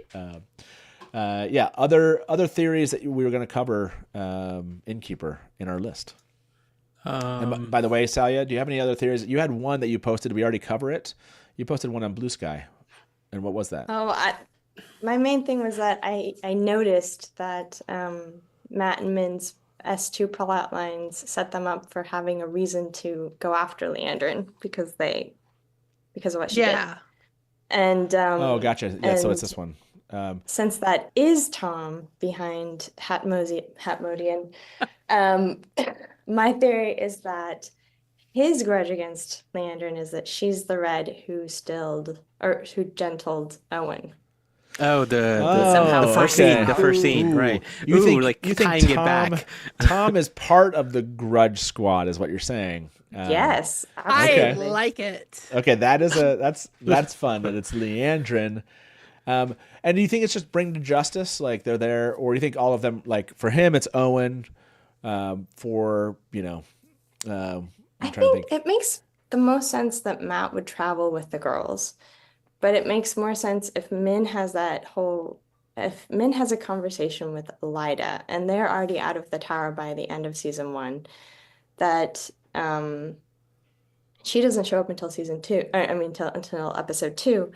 Then I'm guessing that Swan sends Min later when she either because of the coup happens and that's what gets Min. She sends Min off, but then again, how would she know that they're going to Tanchico unless they have some kind of evidence that that's where Liandrin's going, and that's when she sends the girls. Yeah, we have to have that evidence moment. We have to have something. That's a mix of Swan. Didn't we have this discussion in season 1? Was there something that came up that we know? Thatcher said, wait up, are we suggesting that the guy we see in the opening of season 1 is Owen? I think that's like a theory that's no one actually like No, what said I'm anything saying about. is, what I'm saying is Yeah, I now, don't like, think it is, but I think it proves she's doing that enough that she could have yeah, easily been the one who did it to Right. Tom's nephew. yeah, It, agreed here. Bane She's says that the timing would be weird for Tom to have seen him deteriorate and then use the steak knife thing that he talked about. Yeah. Um, I put a theory out in the message to you because you mentioned the coup, Salya. Like we don't know. I don't think we know the coup happens in the season, but we know the coup happens at the Shadow Rising. That's So, true. so when does it happen, right? And I thought Right. this was a good. okay, I'm yeah. pretty So sure this is the one I sent you. from Jen Ranfan. Yeah, yeah. You Said, want to look at that? did anyone notice that we got no stills or hints from episode 305? It made me wonder if that is the Tower Coup episode. It fits with the timeline and structure. Just my morning crocheting thoughts. That's a good crocheting thought. Okay, so do we have any reason to believe that the coup happens this season? I Um, mean, the Was there Shadow any- Rising. Oh, other than the Shadow Rising, I'm saying, are there other things like that I guess we have a Lyda in the White Tower. So it is I guess you could say, we have I guess you could say it's Shora, and how like they're bringing her in to do something. So like 305 coup. They didn't show us anything, and I wonder they haven't shown us anything though of Two Rivers either. Really, I mean, I think we saw something in a teaser trailer, but very I mean, little. we need a White Tower plot, right? If everyone leaves the White Tower, what's the White Tower plot other than the coup, right? If Swan's there, Elida's there, that is the plot. That's the machinations that are happening there. And it doesn't have to be a big thing. It could be episode 3, it could be episode 5, but you have to be like, meanwhile, at the tower. Like, Sorry. By the way, yeah, but the split off when Matt leaves. We know, aren't we told by Rafe? We have reason to believe that we get the whole Matt against Galad Gawain thing, yeah. right? But that's That we have- tower. Oh. That's the tower, Yeah, right? so then No, but I'm saying so that's a then tower. But maybe- like, what episode would that be? Right? If they're arriving in episode 2. Again, you have the Min Yeah. set up. Right. So you do have tower. I'm saying you have tower stuff early on in the season. Okay. So you have So- Min You have Min has to get back. She has to meet with Swan. You have Matt who has to be there for. So he hasn't left at the end of episode 1, is what you're saying. That's what I'm saying. Yeah, no, he couldn't Yeah. have left because like we have the Min thing. So at least Min and Matt we have reason to believe. And so then Nynaeve stays apparently for some reason. Like, does Nynaeve immediately go out there? Maybe they arrive in 2 different groups. I don't know. Like, it's like a really weird. Like for her to be a Black Aja squad, or if they're hunting the Black Aja, that would be weird if she just like. What would make her just leave immediately and go to Tanchico? Like, there has to be some inciting information. So all I'm saying is there's some stuff in season. So you do have things like spying on Elida. So that's like that audition script. That does make sense. So you do have things building, but early on in the season for them to leave to go to Tanchico is all I'm saying. So you at least have some episodes there. Maybe for you 3, when do you think they leave then? Okay, believing that, like, what's your theory of, like, is it an episode 303? Is it 304? Like, 302 seems really quick for all that Yeah, stuff to happen. 302 seems too early, right? So if 304 is all about Egwene, Moiraine, and Rand in a different world, based on what Rafe or Rand said or Yosha said in that interview, if that is all visions, Tarangreal, and training for Egwene, I don't think there's anything from really other characters. So episode 3 they leave, and then after the mid-season finale, you see them come back in episode 5 in Tanchico, and then 6 is Tanchico. Okay, so you think episode 3 they leave. Yeah. Episode 3, that makes sense. You have to episode 4 like you're saying, because episode 5 leaving would be just too late. Too late, yeah. Yeah. 2 is too episode- early, I think. So basically you're saying like by the end of episode 3 they've left, and then episode 5 we see an arrival potentially, and then we see more happening there. Okay. Yeah. Episode 3 is True. that and the Two Rivers, like Perrin's left, and they're in the Two Rivers. Like 3 is a Two Rivers heavy episode. Okay, does the Grudge Squad leave Tar Valon in episode 3? I think they could leave at like the end of episode 2, because like you said, Aline can't leave at the end of episode 1 because we see her in the White Tower in the novice dress putting on the crown. So, Right. which I think is the real world. I don't think that's Tar her or her testing, because her mom's there, you know?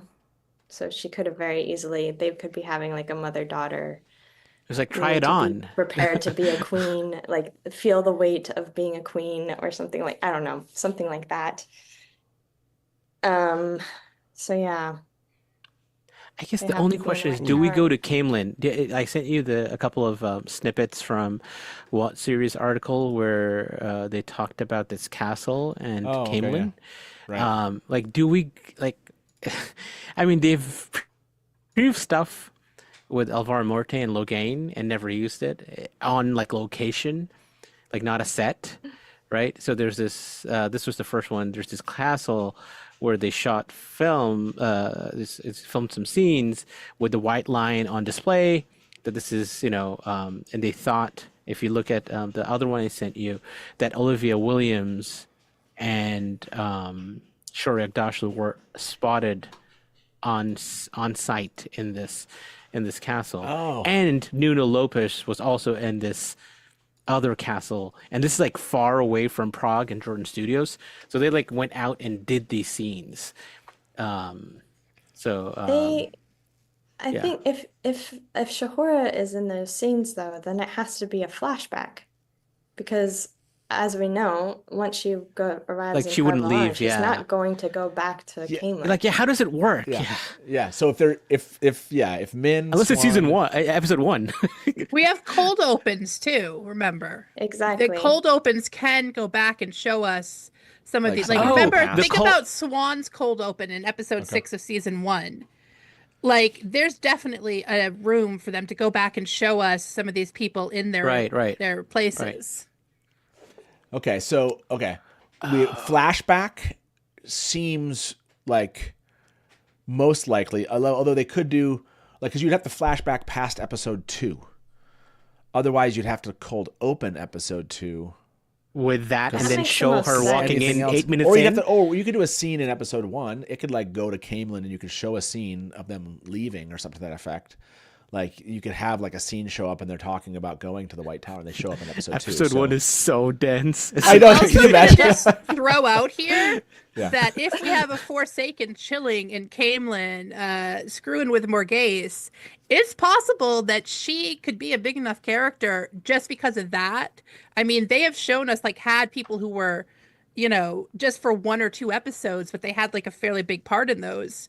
Morghese, what the Forsaken are doing could be important enough that Elyda doesn't have to be in Caemlyn for us to see it. But there could also be, I think there's a lot of, the one thing I think is the tower coup has to happen because, like, Swan left the end of season 2 in such a vulnerable, precarious position. Like, it's nothing like the book. She was chilling in the books until Elyda like rolled up and surprised her with this. She just let the Dragon Reborn run off with a Forsaken and her girlfriend through a gateway. Yeah. Yeah, there's a setup. Who was it that said this? Like, it was Dana Liu, I think. Yeah, they've been setting up the tower coup for 2 seasons now. It has to happen this season. Yeah, she's in a vulnerable position. So, she messed up pretty bad. So that's why this like Caemlyn, that kind of like Matt goes to Caemlyn and then Tanchico feels, that'd be weird, because if Elyda's staying here, what's he doing? Like, they could do that way. Like, they could still be without Elyda in that scene or something, and Matt just goes. So that's technically possible.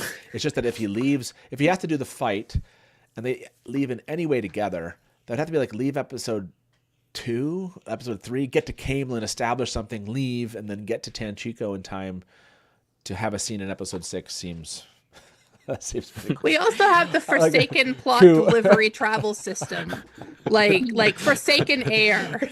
I love this. Because in, coup episode 2. Totally. That's a good theory. Hey. That's a good theory.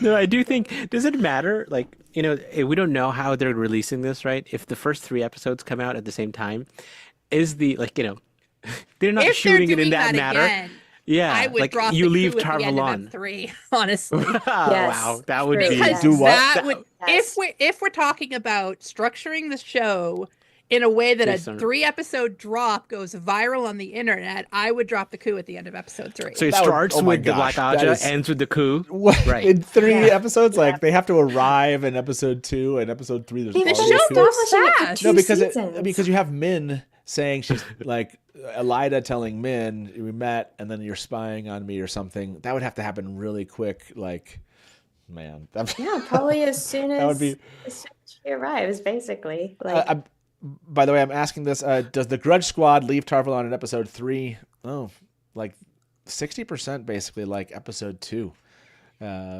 I mean, with everything happening in episode 1, why couldn't that happen by the end of episode 2 at this point, right? I like do the think split, things are going to yeah. move fast because remember, like yeah. even in previous seasons, we've basically gotten Swan for like 1 or 2 episodes max, and it feels like more because she's done so much. But she was only in 1 episode in season 1. I think she was in 2 in season 2. Yeah, she was in. no, two and one in season 1. Was she in another one? Which one was? Oh yeah, 7 in 6. because She she was in 5 and 6. was she in she was She wasn't in 5? 5. She wasn't in 5. No, I don't think so. I Yeah, think because she was we in got 6. because I was the reading- I was first reading time you comments, now I see missed her it. is after the cold open, where she goes from yeah. being a kid and then you see her walking Yeah, in, yeah. That's It's 6, right. and and then in she 2, kicks her out. Yeah. That's I right. think it's twice. It's Oh my twice gosh. in season 2 because there's the Lan and Swan scene, and then there's the Rand and Swan kind of episode 7, and then Swan and Lanfear and everything. Yeah. Jen said, you can't read to the bottom there. Sorry. Be later. Oops, I think we have to know who Elida is and spend time seeing how bad she wants to save the tower before she deposes Swan. Which, yes, like that feels. Can you read it now? Oh, yeah. Cool.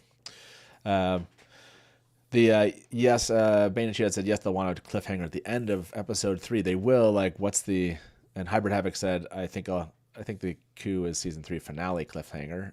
I mean, this is one of those things where like writing your TV show structure like based on a 3-episode drop is a weird thing to do because like what if they change it? Right. But I guess Yeah. if they know that's what's happening, if I knew for sure, I would want my everybody screams on the internet moment to happen at the end of season 3. Yeah, I mean, there they've is done that the there is And the it other. did. seasons. Yeah, They season did it the 1 first 2 doesn't seasons. it end with Nynaeve with the sword to Lan's throat? Yes. And with Dana Darkfront. Yeah. And Dana Darkfront, that was a good one. By the way, LightBlindedFool said, Dusty Bill, by the way, I'd never heard a thumbs up or thumbs down my theory that Lanfear shot is her visiting Matt after getting healed by the dagger. Healed Because from it's dagger. the yellow chamber. Oh, yeah. Yellow's chamber. Oh. Does Matt, okay. I'm not sure if he's still infected. He already Like, has like Yeah, a he scene, got over it like, by in season by two, blowing the right? horn. But is he blowing the over horn. it, right? Was he like, He's just over it. is he over it or not? That's a good question. I mean, the if you healing can make thing an is- Ashandarai out of it, you're over it. Yeah, because he looked so chill doing that the whole time. Fane does not believe he's over it. That's for sure. Okay, well, again, I think this is the fun part that we have, at least over the next 7 weeks, is to kind of sketch out what they've given us of what the books and how they've adapted it. So far, Oh, I have one more. It looks like Tar Valon is playing that role of like gathering and then splitting off into the wind, if you will. Although some appear to be staying in Tar Valon and then leaving. And so, yeah, that's going to be similar to what Tyr was, right? Tar Valon's kind of becoming that at this point, which, again, inciting event. Like, what's the kind of kickers, or how do we, why does Egwene decide to go? We've kind of talked to that. Like, when does Matt, when do Nynaeve and Min leave?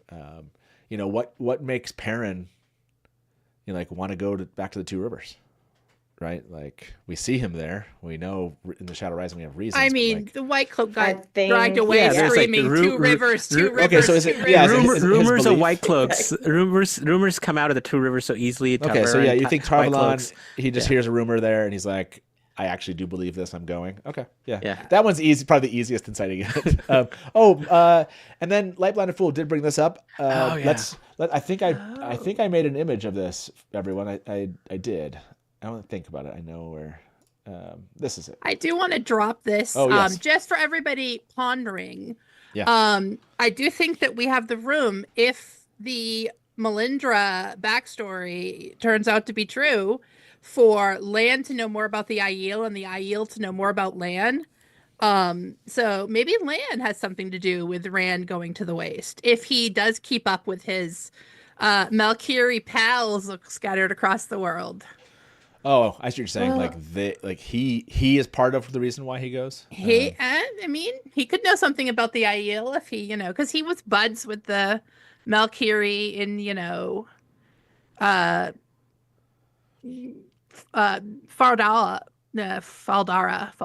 Yeah, I can speak. I just wanted to say Tarwin's Gap so bad. I figured Avienda would be the one to be. That's she true. was literally out looking for the Karakarn, and so she's going to insist. Goes for Avienda. Is that? No, okay. Yeah, well, I'm no, it saying does that, make sense that she would tell yeah. them that, because she stared up at them at the end of the last episode. It's almost one of the last lines, her saying Karakarn. Yeah, and maybe Moiraine or somebody learns about a prophecy of how Rand is going to lead the Aiel. And like so they know. Land's doing some more research in the library. he's like possible. Land. I like that. Land's we talking know about that. the brown Aja Land, which is like, I'm cool with it because he's one with the brown Aja. Like, go for it. He's like, I like. You have this like Land's like figuring everything out. Everyone's just like running on their heads cut off. He's out there like, if you just take a moment and relax. There's a knot that's tied in your chest. We know there's a copy of the Prophecies of the Dragon in they stayed in. See, there you go. Season 1, because he was like loyal. It just starts with Lan. It just starts with Lan and Loyal. Because we said it's a light's blessing. So he goes back. He's like, oh, the Carathan cycle. Remember he says it? He's like, I need to go read that again. Well, I mean, obviously, like, he's like, what? These guys are just hanging around. Like, they're just drinking in the front room. He's like, I got to do something. So the bubble of evil is something that came up during our breakdown. So I did a little bit more kind of looking for some shapes, some windows that kind of give us that. Matt's is really blurry, this kind of like window looking shape here that we have, when they go to the Light's Blessing. And then you have kind of, there's a room, you have the kind of this box kind of thing that you see that you could say is similar to this in other rooms where there is that kind of architecture. If you think about this, look at Matt's outfit. That doesn't match what we see later. And so the question is, the teaser trailer, this looks like this. Is this his old one? What he's dressed in right here? Is this what he's dressed? How he's dressed? This is like some new robe. No, they burned that. That is not. Oh yeah, no. We talked about this robe. This is the robe we matched to the scene, to the image when he's standing with Perrin. I don't think so. Are you guys sure? Because he was wearing some fancy stuff in that one. I think there's an overcoat. I think there's this, another one that he took off. Maybe this one. Let me see. Hold on a second. So because Matt likes like a loose, like ragged kind of. I remember when I saw the first look, because of course I spent so much time with Jenny and Pez looking at all those costumes. It kind of reminded me of Nynaeve's Test. These multiple fabrics that he's got that are kind of fancy fabrics. That's kind of how he's dressed when he's a little lordy in Nynaeve's testing flash forward. We had another image I think that matched. So this look on this kind of paisley, or it kind of has like a collar feel, and then you have this blue underneath. Paisley is one of the country references too. I cannot remember which one. You have that look, and then you have it's hard with Matt in this other one because I've manipulated, but it is a kind of a fancier kind of collar thing here. And the question is, does that carry on? Is that kind of paisley thing in that? The other side doesn't look like it really has a pattern, though. I don't know if it's just because it's darker, but yeah, it's hard. Yeah, that's a good point. It might be that picture, again. This is like a picture we've kind of zoomed in. It's just a dark picture anyway. So. And the question is this Matt? This could be Matt and Tanchico above us here. We were trying to match that kind of, which you can't really, right? These three dots could be anything. even though that kind of matches a little bit of that like light's blessing thing. So the question here is, do you agree with the theory? Because people pose this, his neck is part of the same kind of bubble of evil thing. If you remember Rand from the shot in the teaser trailer, it looks like Rand's doing the bubble of evil thing. He's in a room. That's obviously not in the Ayoola Waste. And we know in episode 2, he's with Lan already on his way. So it suggests that the bubble of evil, if it happens, is in episode 1. Because it's not like episode 1 needs anything else in it.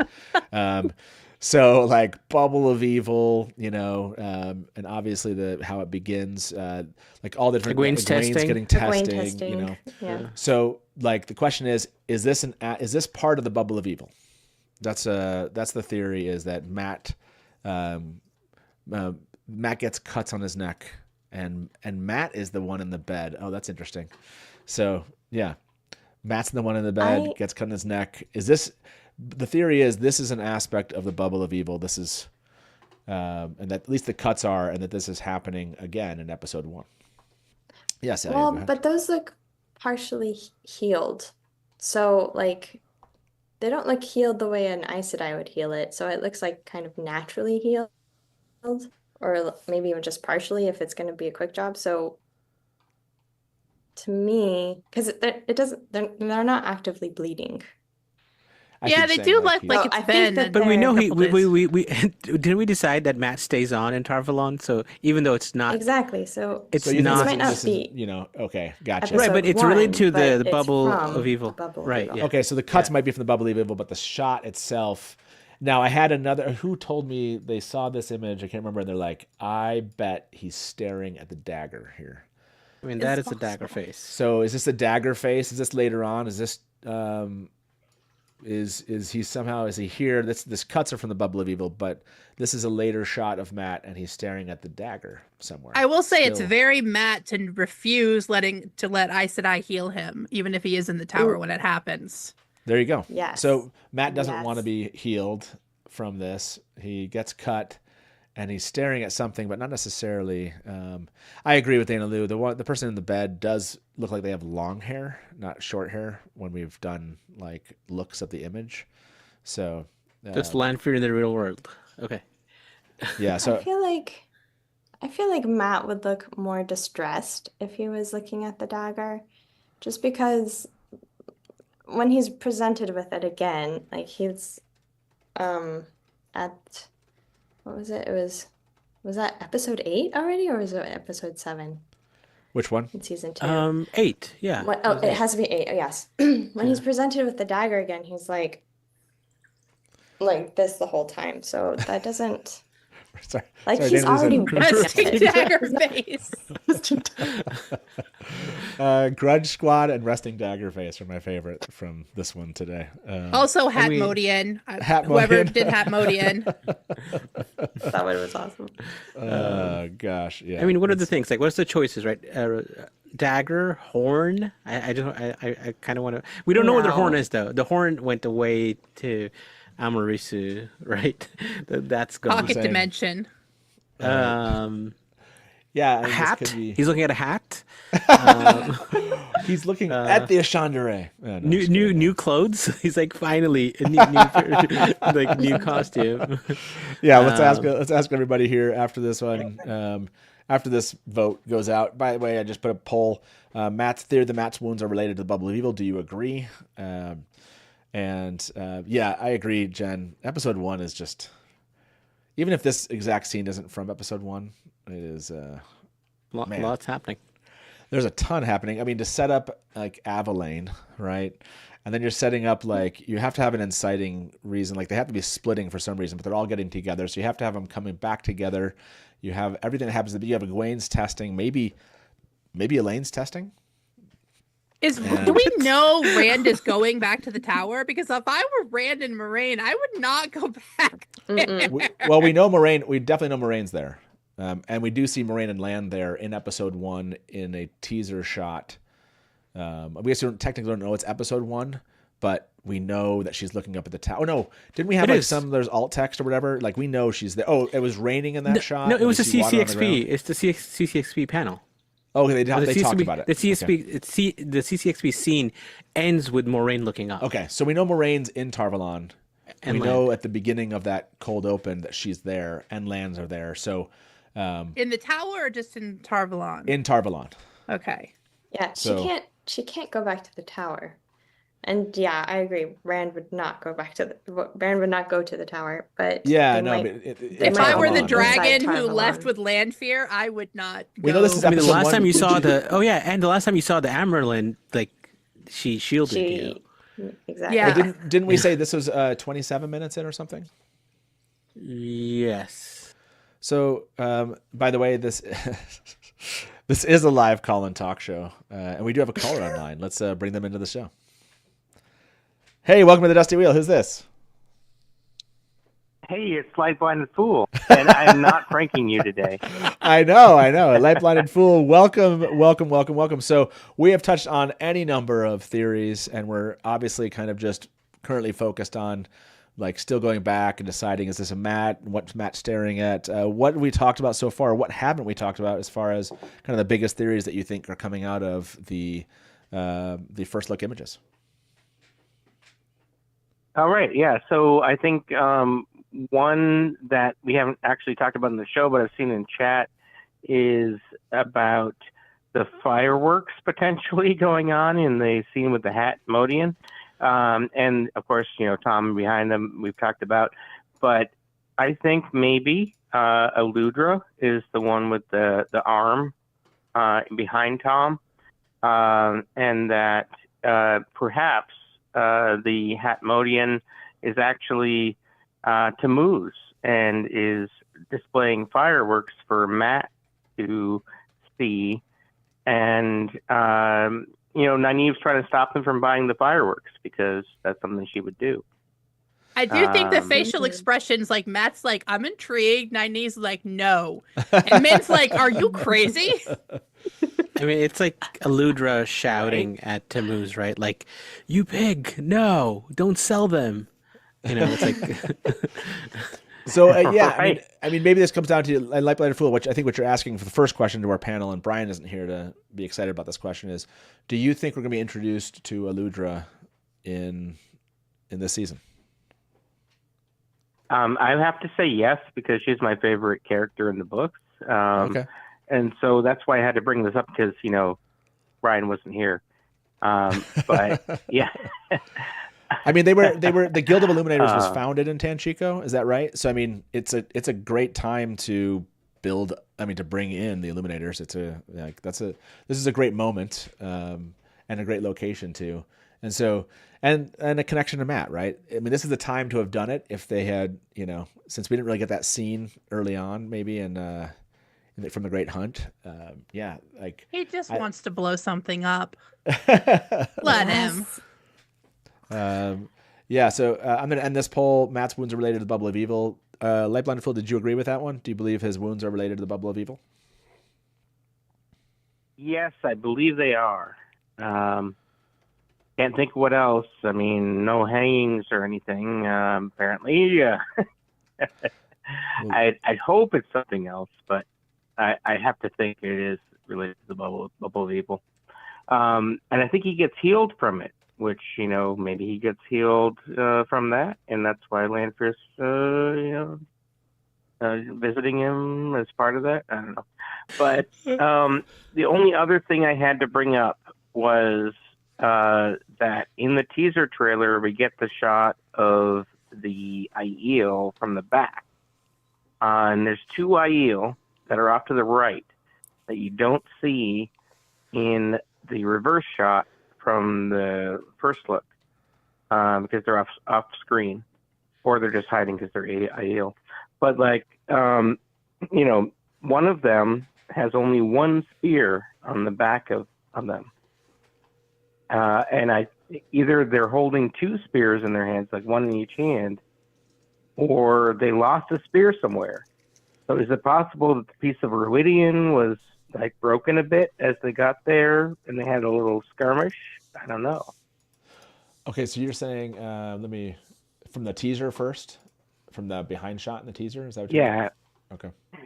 Yeah, if you look at the first scene in the teaser trailer, There's two Aiel down on the right, kind of behind Bear. Yep. And you don't see those in the reverse shot. And the one in the front, or ahead of the other one, has only one spear behind their back. Everybody else has either 3 spears behind them or 2 spears and they're holding one. So either he's holding 2, and I kind of see like maybe he's holding one in his right hand. You can't really see his left hand. He might be holding 2. But if he's only holding 1, like the others are only holding 1, if they're holding any at all, and then he lost a spear somewhere. So could he have, thrown it at somebody on the way there? I don't know. So you think and the skirmish you're talking about is with with the Shido? Is that what you mean? Maybe. Yeah. I mean, okay. Probably, yeah. Probably not Trollocs, or we might get more exposition from that, but. Okay, and yeah, I mean, it just seems a little odd that he's only got the 1 spear in his back, and the others all have at least 2 or 3. Bree, do you think we'll have any type of small skirmish that begins at least before it's stopped? I guess around going into Rhuidean. I think there's definitely potential for that. I mean, it's a good way to lay down the rules of if they have to stop something. It's a good way to get that out there. That there's the Peace of Rhuidean, because we're about to break so much. We have to know the rules are there before we get appalled by this guy, Yeah. Violating the sanctity of Rhuidean. I mean, it seems logical, right? I mean, they have a little bit of that in the books, right? You get a little bit of that happening in the books. So agree that probably is what we would... what we would see. I love Bane and Chia said, he's a stone dog. More than 1 spear is too heavy for him.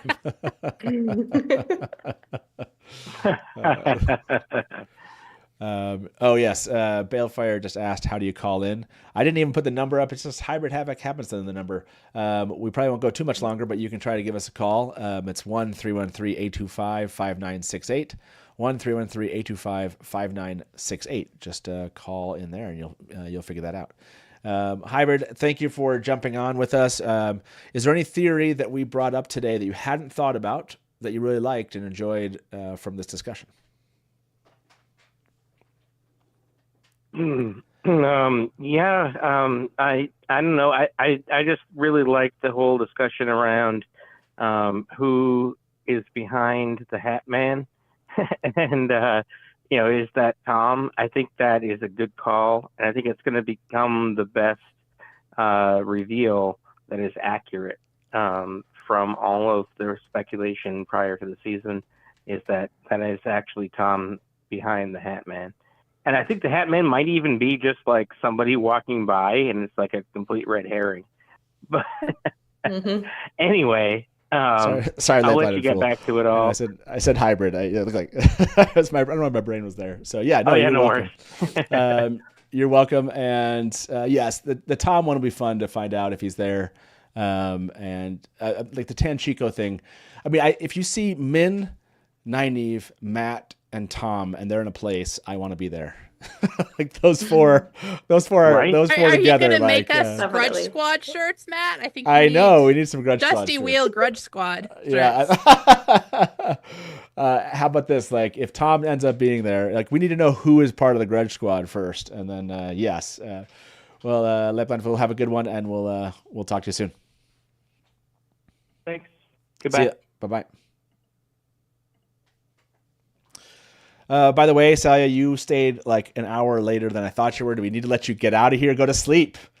Yes, sleep. I think I do. So let us let you get out of here, okay? Thank you so much. And we'll see you soon, me. okay? Bye. See you. Bye-bye. Bye, everybody. Bye-bye.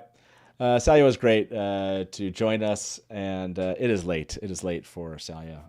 Not so much for us, but we've been going for a good 2 hours here. Balefire, I don't know if you were going to call, but if you do and you're calling the next 5 minutes, we can probably get you into the call itself.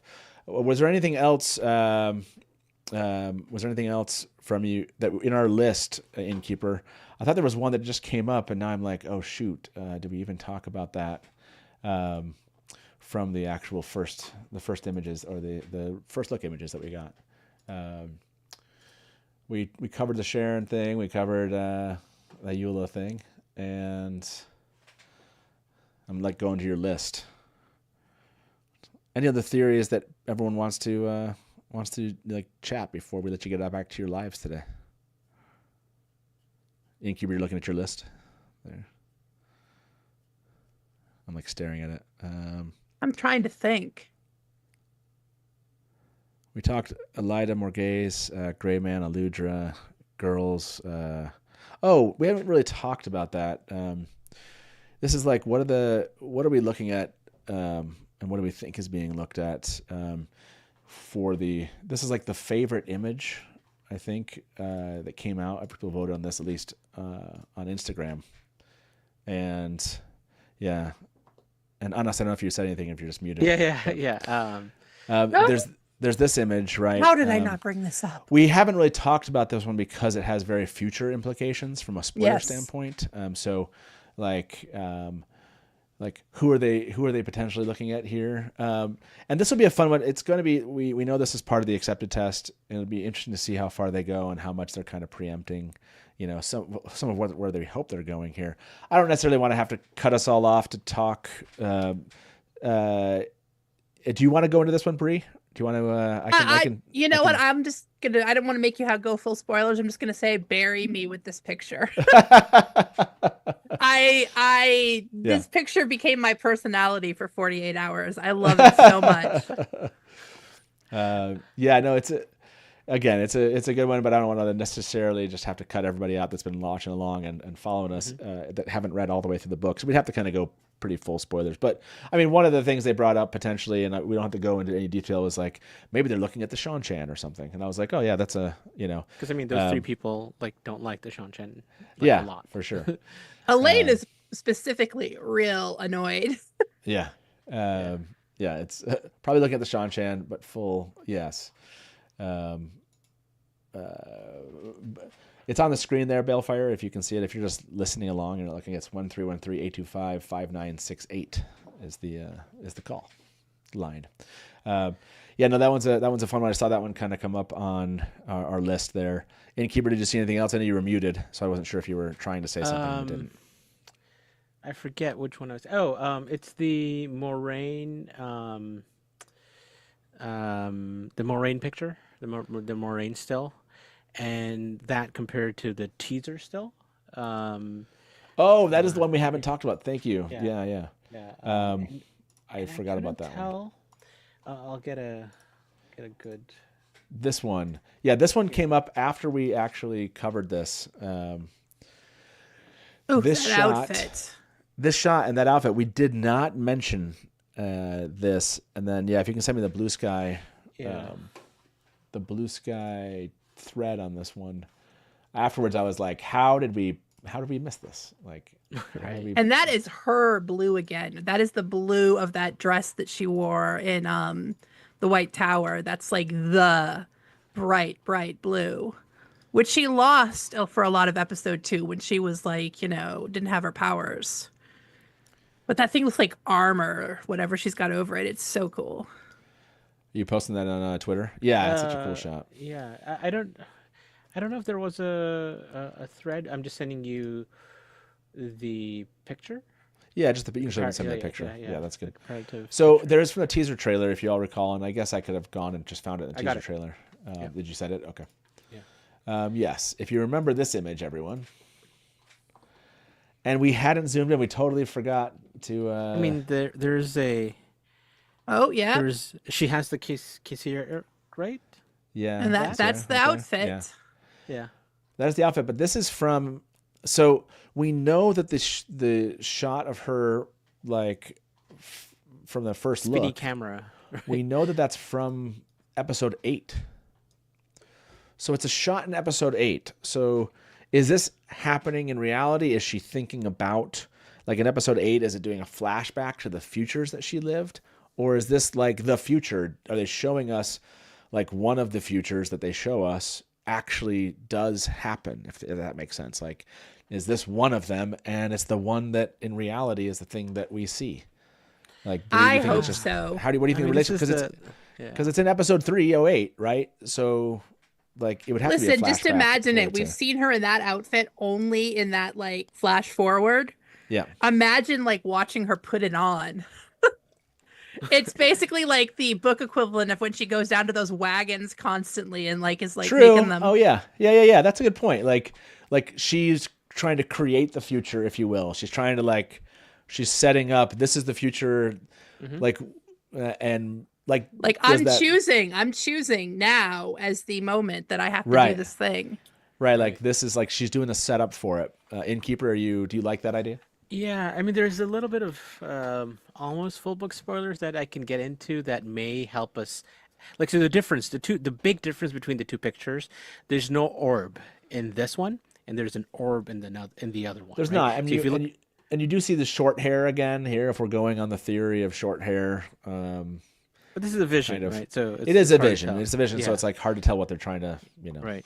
But the- say with the big thing here is like you don't see Moiraine with that orb, and in the still, which is episode 8, that's with the orb. So how does that orb power object of power play into things, right? Like it's like she needs that to defeat Lanfear, right? Like that's the kind of theory there that she's like, well, if I play these things out, but in if I have this orb, I can match her and defeat her with balefire or whatever that may be. But the as a note. oh yes, Rob yeah, Goodwin there posted is on that. Yeah, Instagram it is. that It's an actual. the top armor is leather. Yeah, it is like. Oh, it's so cool. So, oh, good point. So Anina said she had to pick up the orb first of the puzzle pieces. Yeah, so maybe in the futures, in the books, it was like there was like she was kind of like trying to aim towards the future that she was going to accept, and so maybe she picks up the orb because in the futures that she sees, and like you said, maybe she wants or she sees one, and that's the one that she's choosing. If that makes sense. When she's using the orb in the trailer, she's wearing something Well, different. so that's the first time she picks it up, like right. So it's earlier a different. So on. that is her finding it, and I think the difference between her again, I don't want to get into the spoilers of what this orb is because it matters in, it makes a difference in whether she should be using this or not, right? Because if it's just a song rail, like. Cool, like there's not like it's just a song rail, but is there more to it than that? And if there is, then that's a choice she has to make to get to that final. But is this like her actually finding it? Like she looks this like does where, seem like it. But what do you mean? Like where? Like if it's like where she finds it? Like that looks like she's like in a dune somewhere. Rhuidean? She looks like, dusty and a little beat up. Oh, I mean maybe that's fog But she doesn't behind look quite her. as bad as she did when she gets this carried is, out. Yeah, right. You're right. Maybe this is like fog. Like I guess there could be some of the haze, if you will. I'm just like trying to see evidence of where she's at here. Isn't she like on top of a cliff later on in the trailer? What is she wearing with that? Because there's that wide shot of her. Right. When she's channeling, right? Likely with the same. Yeah. But we can't tell. Yeah, I don't think we can really tell. Though I don't think this is the. I mean, she's in a dress. This is the of some cool sort, armor one, right? Just with the way how long it is comparatively, maybe. I don't know. It's hard to tell. Yeah, I would agree. Like this could be there, and this could be in the same spot. Like she is dressed like that, or potentially like that, if that's her. So she's on top of Chandar, like the mountain. I don't know. Okay. Like she wakes up. Like I mean, could you? I mean, this is where the metaphysics get really weird. Do you want me right? to? Could you have do we need to go spoilers? Is that what you're talking about, or what? No. Oh, I'm okay. just. I think there is like. I'm just thinking more like, could it be hidden in Tar Valon? Like, is she getting it there? Like, there's so many Like weird ways you could. Yeah, I know. I Yes. mean, technically, you could bring something there. And then like leave it there. Like Yeah, it has that's to be weird. hidden, right? Like she found it, and no one else did. So how does she find it? How does she know about it? In terms of what it is, and I don't want to get into that, but I think it makes a difference that she has this. She finds this. Like, they're showing this so many times, right? Like, this is an By the way, important thing. Jen said, I think she picks up the orb over and over in the visions. I wonder if that, I wonder if there's Ooh, like, I like you that. see it. It's like you have to do this. Yeah. Man. Sorry, it's kind of like Yeah, hard to follow I like all the- what Ben and Chad is saying. Like, it makes a lot of sense that this is at Rhuidean. Like, this is a place where there's like Tarangreal, like there's objects of power like everywhere. Like, where else would it be to get I don't think she's on a mountain when she's picking it up. It just seems that way because of how it's edited. She finds it in Rhuidean. I think that's the one that's not in the thing. That's the The the missing thing in the piece. trailer. No, the thing in the trailer with her channeling on a mountain is not in the show actually. That's the one. Oh, we you cut. think that's the one? That's the Egwene pool scene. 'Cause it makes no sense. Like, what is she doing in the middle of nowhere channeling like that? Like, But we have, and we do have her, can we see her outfit in this? that's not even like. So, it's Okay, like, that's very different. it's like a blue. I also think the problem with the orb thing is like, look at her. She's rough because she had to like walk into Rhuidean with no water or whatever, and coming out, she's in rough shape. So whenever she finds that orb, I don't think it can be. But that doesn't. They don't just have to go to Rhuidean once, right? I I mean, mean, for a place where there's Tarangreal, it's a good, Yeah. it's a good location, for sure. Like it's a, every time she picks it up, she has another. Like I know people all over the place. By the way, we're gonna bring our caller in. Let's Moiraine. bring our caller to the show. Hey, welcome to the Dusty Wheel. Who's this? This is Pat. This is Balefire. Pat, welcome to the Dusty Wheel. Is this the first time you've called us? It is. I've been watching for a long time, but it's the first time I've called in. Yeah. Well, awesome. Well, welcome. And I mean, I don't know if you've been here for the entire show. We've been tackling a number of theories with the first look images and mixing in the teaser trailer and obviously book knowledge or awareness. Have you read all the books, reread them, or are you just a viewer, done both? Tell us about yourself a little bit. I started reading them. I think it was around 2002 because it was my daughter was like 3, and I remember that because a friend of mine brought me over the book on her 3rd birthday, Eye of the World. So yeah, I've read them all at least 3 times, and I've probably listened through all the audiobooks another 3 times. Okay, yeah. So yeah, long time fan. I actually Awesome.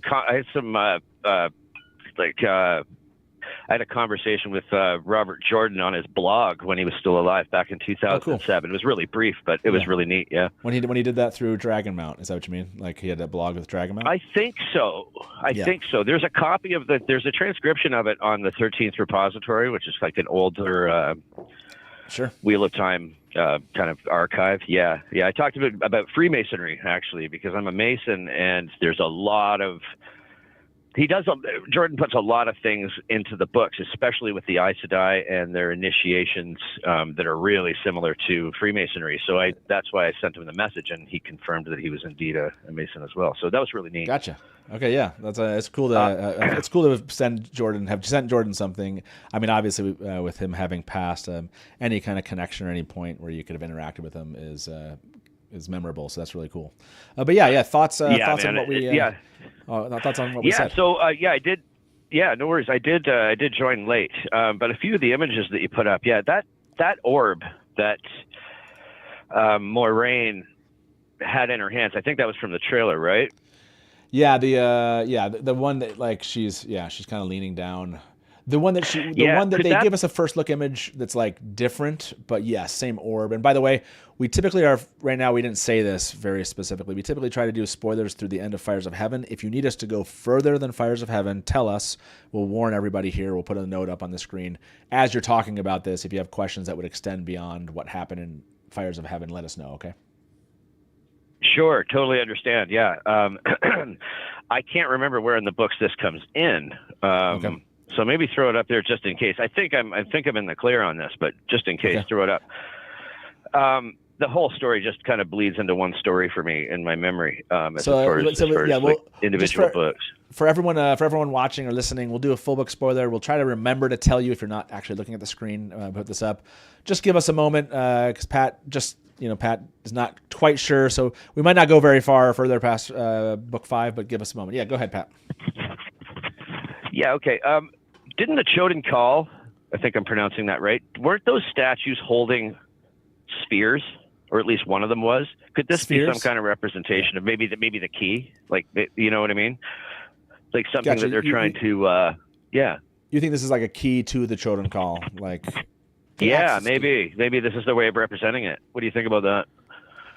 Yeah, I mean, from a Sangreal perspective, I know that the obviously we have the keys to them, and so this being a key to that, I think you could definitely call it. I mean, it seems like an object of power. It would be like weird if it was just like a straight up. I mean, I guess technically the keys are Terran but access to more power. And people have called them, just so you know, hashtag the Choedan Ball. The Choedan Ball is what they call it. Okay, I did not know that. No, this is since the teaser trailer, people looked at it and been like, have kind of gone down that road. So yeah, you like this as a potential kind of like basically access point to the Choedan Call, if you will, and some access key to like really powerful Sangreal that gives Moiraine. And what's your thought process if that is what's happening here? How do you think? What's your theory on how it's going to be used? I think if it is that, maybe it's something that Moiraine had in her back pocket because of the whole, she's kind of a spy being of the Blue Azure. Maybe she had this in her back pocket knowing before she even found Rand, knowing that once the Dragon Reborn came along, if there was some adversity, this is something that she knew where it was, she could go and get and deliver to him. So in order for him to, channel enough power in order to, properly defend himself or against maybe the Forsaken or something like that. It's just popped into my head when I saw you guys throw that image up with the ball. I immediately thought about the description of those statues. And I know the key it was actually a smaller version of the statue, but I think a version of that statue I don't know how that would look visually on a show. Maybe like a single sphere might be something that would be more easier to carry, visually engaging. Yeah. Right. Yeah. And you definitely see her in this first look image. She definitely appears to be using it herself. And so like I can't remember. Did we ever 100% nail down if the Angreal were gendered in the show? Because I feel like I remember the first season. Because in the first season she did. She said. Yeah, she told Rand that was Yeah. Okay. Yeah. So we did. Yeah. Sorry, I didn't mean to interrupt you guys. No. That doesn't mean that that's how they'll play every Terangreal. Yeah. But that does mean that is like, one that Rand would use. But this one obviously she's using in this case. The question comes down to like how it's going to be used. But I think the Choedan Ball theory is a good one, Pat, for sure. Have there been any other theories that you jumped on? Other theories you've heard or from these first look images that you've been that have been appealing? The only other thing that I wanted to touch on really quick is, first of all, Ashura or Sharia, I don't know how you pronounce her name. I'm so excited to see her in the show. I think Cadsuane would have been perfect, but any role she has, I'm so excited because I loved her in The Expanse and everything else she's done. The one thing about the images is that there's that one image of Perrin and Rand. Marcus Rutherford looks a lot bigger this season. Kind of more to the Perrin from the books being much bigger. Did you guys notice that? Is that something that stood out to you at all? I mean, so I'll be honest. I met him. I was out in London and met him in a square. It was really a fun experience. Oh yeah. And he's a big dude. I just remember like going like, so yeah, I don't know. Like I can't tell. Like all I can tell you is like his hair is huge, right? I mean, and that's the one big difference. Yeah, for sure. Yeah. But like so that he does, just so you know, like when I met him for season 1, like so I don't know if like just the framing of the shot, the clothing that he has on. I just remember he was a big dude. He looked like he had a thick coat on. Yeah. So I don't know if it's like just adding the coat in here. Yeah. I don't know if it's just like adding the coat is kind of like really. It might be the hair too, yeah. And then Bane and Chiad said, I do think his arms and shoulders look bigger. Yeah, it could be like that'll be a topic of conversation, I'm sure, during the show. Well, Pat, thank you very much for being for listening to the show, and I hope season 3 brings us some fun. It looks like it from an adaptation standpoint. It looks like it's bringing us some really good Shadow Rising material, and I'm looking forward to seeing how they kind of make it happen. So, Pat, have a good one, man, and we'll talk to you later. You too, man. Thank you very much. Of course. We'll see you. Bye-bye. Thanks. Okay, everyone, we are getting to the very end. I think I told my wife came down. She's like, how long do you think this is going to go? I was like, I don't know that we have that many theories, so maybe like an hour and a half. And I was like, and then we stayed on Lanfear. Not a lot, but they go deep. We talked Lanfear for like 40 minutes at the beginning, and I was like, the first one always takes like this is gonna go. This is gonna go a while. Okay, can I bring you back with one final Lanfear yes, note? Bring us back. And the last caller, if the caller that's listening, we're gonna let you end the show with us. Basically, We'll bring you on, and then we'll like have your final question for us, and that'll be it. Innkeeper, if you can start a giveaway for us, and yes, go ahead, Bree. Someone on my Discord mentioned this, and I just saw that maybe the shot where I said the curly hair and the straight hair didn't look the same. Maybe it's not Lanfear from the back and it is from the front. Remember when she did the Rand Lanfear? Maybe Egwene. She's like acting like Egwene in the dream and kissing on Rand, and then she turns into herself. Oh, what's so cool about that is so I love this theory because it was something I noted when we did. It might have been like the end of that 12-hour live stream. If you notice when it's happening, the way the turn of the head happens. Do you remember what the timestamp on is? Is that 36? 36, oh, yeah. Okay. So here we go. If you notice, so watch the head and the way it turns. Rand turns in. Yeah, I think and the head turns away to the head turns away to the, and so whether or not they're playing it backwards, if you will, but as her face turns to the right, as though like trying to hide who she is, and so yeah, the question is it someone else? I love that. I love that idea. Like he doesn't know this is Lanfear, but yeah, like yeah. She does like to play dress up in the dream, Yeah, like I could see that, but it does look like, I mean, from this shot, right? That's whoever Rand sees there. But I like that's a fun one. That's a fun one. Okay. Do you want to take off full book spoilers? Yes. Thank you very much. I always forget this stuff. I've said to Innkeeper on us, I was like, maybe we could put up other stuff on the screen. And he's like, you're going to forget to pull everything down that you put up on the screen. And I was like, yeah, that's true. That's going to happen. Yeah. So yes, love the, that was Jay on my Discord. So good job, Jay. I like that. Nice job, Jay. Yes, sorry, we're out of full book spoilers. There's a raffle going on, and like I said, we're gonna bring our last caller in, ask them their question, and give away have Innkeeper give away a mug, and we're gonna end by 5:30 my time at 7:30 p.m. So we have 4 minutes. Here we go. Hey, welcome to the Dusty Wheel. Who's this? Hi, this is Anina. Did you say Anina? Yeah. Well, welcome. Is this the first time you called in, or have you called in before? I've called in before. Okay, well, welcome back then. So you are our final caller. We have the whole giveaway going, and we have just a couple minutes left. You tell us, what is it like? Did you have a theory? Did you want to talk about a theory we've already talked about? What's the comment you wanted to make? Yeah. I think my theory about all the Moiraine images is that like all of the trailer stuff is going to be kind of like a red herring, and ultimately the thing, like she's going to see all the ways like she tries to overpower Lanfear by like channeling, powering up with the Sangreal. It's not going to be enough. So ultimately, like with like 90 just clocking Moghedien with the like a physical object, I think we're just still going to get like a full on just like tackle into the other world. Just like it's gotcha. Okay. Be, like, I see. So you look at that image the first look image, and you see a battle with Lanfear, and she's going to try to use this as a way to kind of like put her on the same balance, whatever. But that's not going to be enough, and they're going to end up kind of having to get more of a physical scuffle, if you will. And for you see similar kind of thing, like from the docks, if you will, in Fires of Heaven. You see them playing this out the same way, like somehow she takes her through a doorway, and basically out of it. And so your theory is like they're kind of like red herring us a little bit, like this orb is so important, this is going to be the thing, and then she uses it, which is not weird for her as a fighting a Forsaken to be like, okay, this is going to be the thing. Yeah. And then maybe Lanfear's focusing on like, oh, okay, she's trying to overpower me with the power. and you're thinking that Moiraine's still behind this going like, I still got to get her through this doorway. And so it becomes almost like a physical struggle. I like it. What do you think can of see Bria? her finding the orb, then going through the rings and seeing that anytime she tries to use it, she still ends up murdered.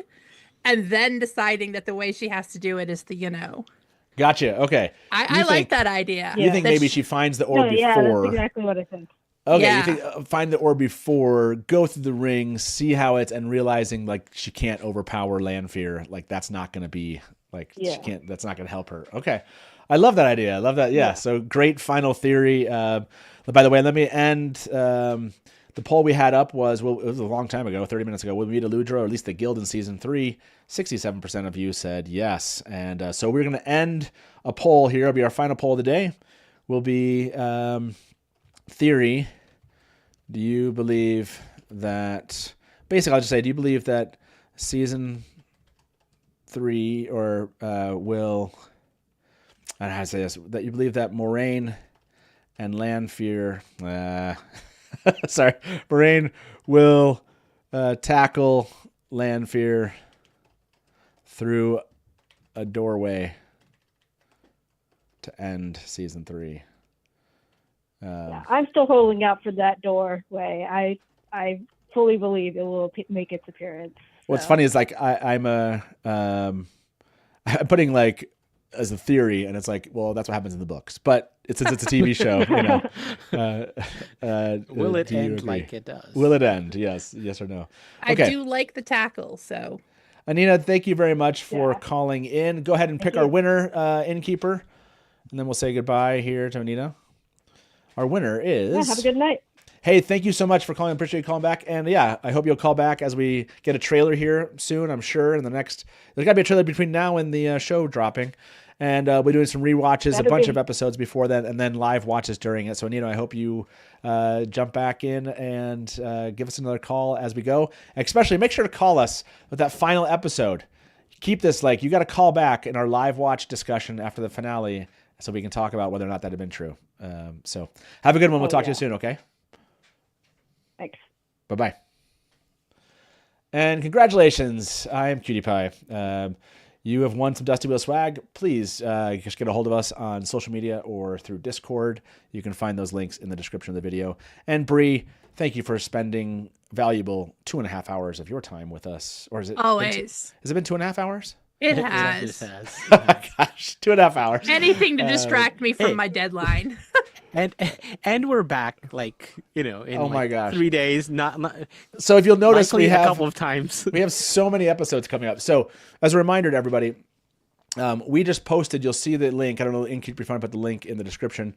Please do. By the way, I always forget to say this. Please like the video on the way out. Always come back and make a comment because it helps the algorithm with YouTube. It's always appreciated.